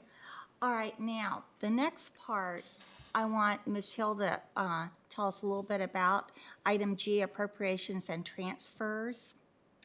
The reason that's not on consent agenda is because it's an appropriation out of the fund balance, and so to be transparent and put that on new business, I thought that was important. It's for $80,000 to move out of our IT reserve to make necessary improvements to continue to stream the board meetings and provide good service to our citizens who can't come to the meeting but want to watch from home. Okay. All right, is there a motion to put that on the floor? So, second. Okay, any discussion or questions? All right, roll call, please. Mr. Kitts? Aye. Mr. King? Aye. Mr. Fitchukowski? Aye. Ms. Demotz? Aye. Mr. Grafsky? Aye. Ms. Bone? Aye. Chair Biggs? Aye. 7 ayes. Okay, now item H is Montgomery County Public School Capital Fund Transfer, and I'll let Ms. Hill tell us about this. Yes, if you recall at the last board meeting, you transferred some funds from the future school projects to specific projects. And there are some remaining funds in the future school project category. So this appropriation moves those to specific projects. And Ms. Bland has been with us so patiently for 3 hours and 20 minutes. And we thank If you, we have too. any questions. Yes, okay, so why don't we do this? I'd like to make a motion. Yeah, okay. And is there a second? Proof. Okay, now, any questions or comments about this? Just one comment. Yes, okay, go ahead, Supervisor King. Parking lots out there at Reiner schools, they look good.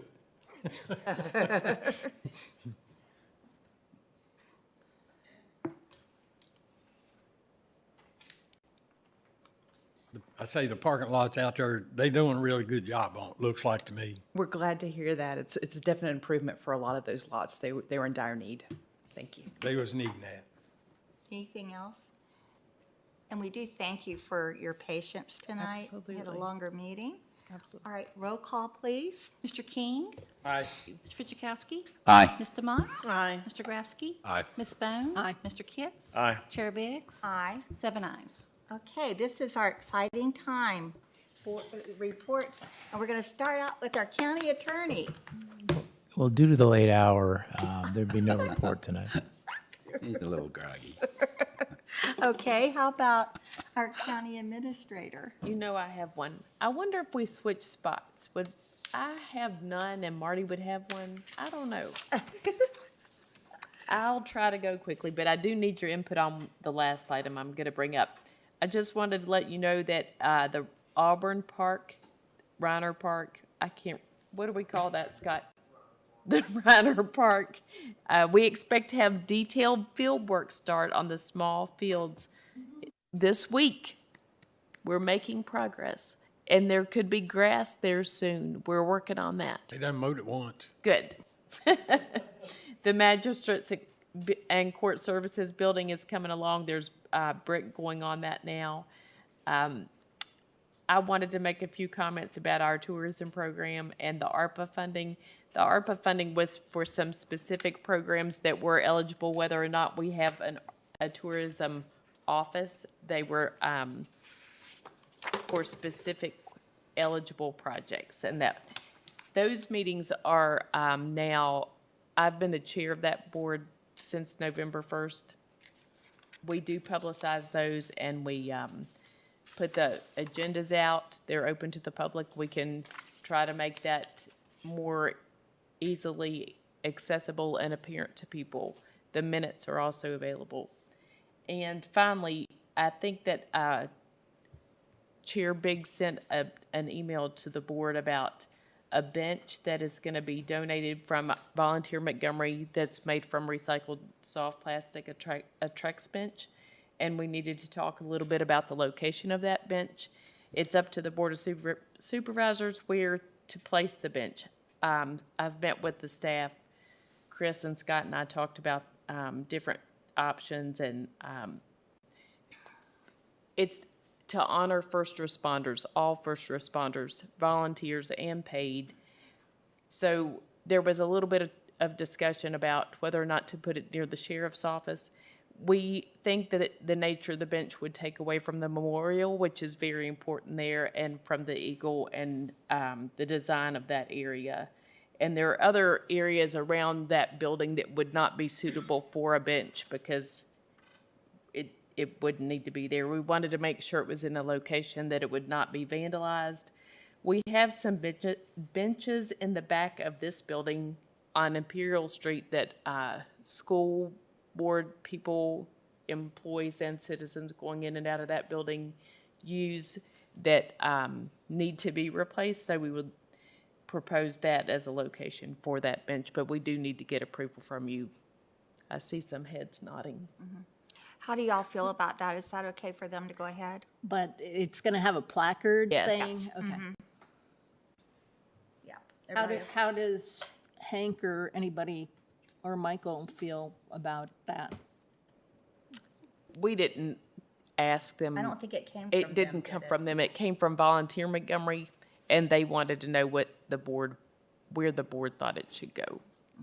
Can we only get the one bench, but there's multiple benches that need replacement? We're going to replace those as well.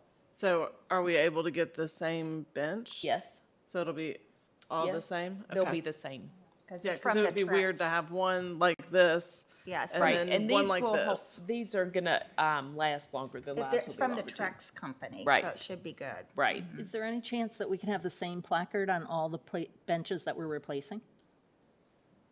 If that's the will of the board, we're going to purchase the other benches. This bench was provided by Volunteer Montgomery through their fundraising donation program. But if that's your will, we certainly can I do think that. that's good. I think that'd be nice. And you over here at the school side? All the way, some on the school side, some on our side. Oh, just two right back here, but the school people will see them as they walk by. They're just outside. The our ones back right end. outside the back door? Yeah. What's wrong You with might them be benches? familiar with them. What's wrong with them benches? They're a little worn, a little worn out. Are you kidding me? Oh, she's talking about buying more. Buying One. one more. And a plaque. We're getting one given Thumb to up. us. Thumb up, everybody, or no? Yeah. Is everybody okay with that? Yeah. Okay, all right. Anything else, Ms. Hill? No, no. The comp plan is going great. We have 940 or 60 responses. Oh, that's 947 responses to the survey. Supervisor Kitts was at Huckle Heritage Days in Christiansburg. I saw him there drumming up some people to fill out that survey. We hope to have 1,000 by the end of the week. Okay. All right, that leads us to board member comments. Supervisor Grafsky, would you like to start? I just have one thing that I want to share and, kind of put on your all's radar. So this morning, listening to the radio coming into work, a report about another proposed rate increase from APCO. And the reason I bring it up is because also reported in this was that several boards of supervisors across the Commonwealth have, submitted a letter not in support of this rate increase to the SCC for consideration. So I just wanted to bring that to y'all's attention and see if that would be something y'all would be interested in entertaining. How do you guys feel? Is that a go? Okay. Is that a go for you? Yeah. Okay, that's a go. I mean, I don't know what it's, is it a fuel adjustment? I think they want a 5% 5%, it's like a 5-ish% increase to pay basically for their increase in cost of materials, labor, inflationary things. But I mean, if anybody's been following inflation, not to say that things aren't more expensive now, but inflation is well below 5% on an annualized basis.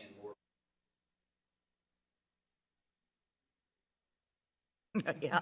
I mean, some of the things that they talked about also, cutting back trees and things like that. But I mean, my rates have gone up like 30% over the last 2.5 years. Okay. Is everybody okay with that? All right. All right, Anything thanks. else? No, that's it. Okay. Supervisor DeMotts. No report. Okay. And Supervisor Bone. No report. And Supervisor Kitts. I'll be going out tomorrow evening and meeting with the new firefighters as they go through training. I'm going out with Michael Geary, and we're going to go visit with them and see all the new hires. So. Okay. All right. Thank you for doing that. And Supervisor King. Don't have no report, but I would like to thank PSA staff and the county staff for working together, getting the water main break down at the library in Shawville fixed. Wow, that was something. They work really good together. Yeah, that was really something when you saw the pictures of it. Wow. Okay, Vice Chair Fidzikowski. I met about a week ago with the new firefighters that we hired for Elliston. They were hard at work on some of the equipment right there, cleaning it all up and getting it ready, and it was a good visit. I also volunteered Saturday for the Battle of the Badges, which is a competition for police officers that brought in over 140 police officers from all over. There was some from Georgia, New Jersey. What was the farthest one, Scott? Florida, that came for this competition, and they had 6 stages set up. And of course, the idea was to get real life training because when a police officer is involved in a shooting, it's not like you go to the range, you shoot 2 rounds, you put your gun down, the whistle blows, you shoot 2 rounds. This is real life, timed, and scored for accuracy. It was very well received. A lot of good camaraderie going on there, and that's definitely something we want to see. And it was the brainchild of one of our deputies, Preston Woodrum, familiar name, but he did a great job organizing it, and it went really, really well. And hopefully it'll continue on, maybe even get bigger, because it's gotten bigger every year that they've done it. So that was a really good time, and I got a nice sunburn. And you had television coverage. Yes, we did. Yeah. That's good. Yeah, so it was busy. Okay, I just had, 3 simple things. Some of us were able to attend the service for former Supervisor Annette Perkins at the Southwest Veterans Cemetery. It was a nice memorial service. And then some of us were able to go to the Vaco County Officials Summit. And they had a variety of speakers, mostly associated with the General Assembly, so it was good to get their input It was a nonpartisan thing. We had from all different parties. Also, we had steering committee meetings at that same day, so I was able to go to the education one. And then the last thing, I attended, while you were doing that, I guess, I was attending the Dialogue on Race. On Saturday, it was held at the Huckleberry Park in Christiansburg, probably over 100 people there. And it was mostly dividing people into small groups to have a dialogue about different questions that were asked. So I think it was very successful, and I think their next event probably is a winter one. So that was what I want to report. Anything else for the cause? If not, we're adjourned to until our September 9th meeting. So we are finished.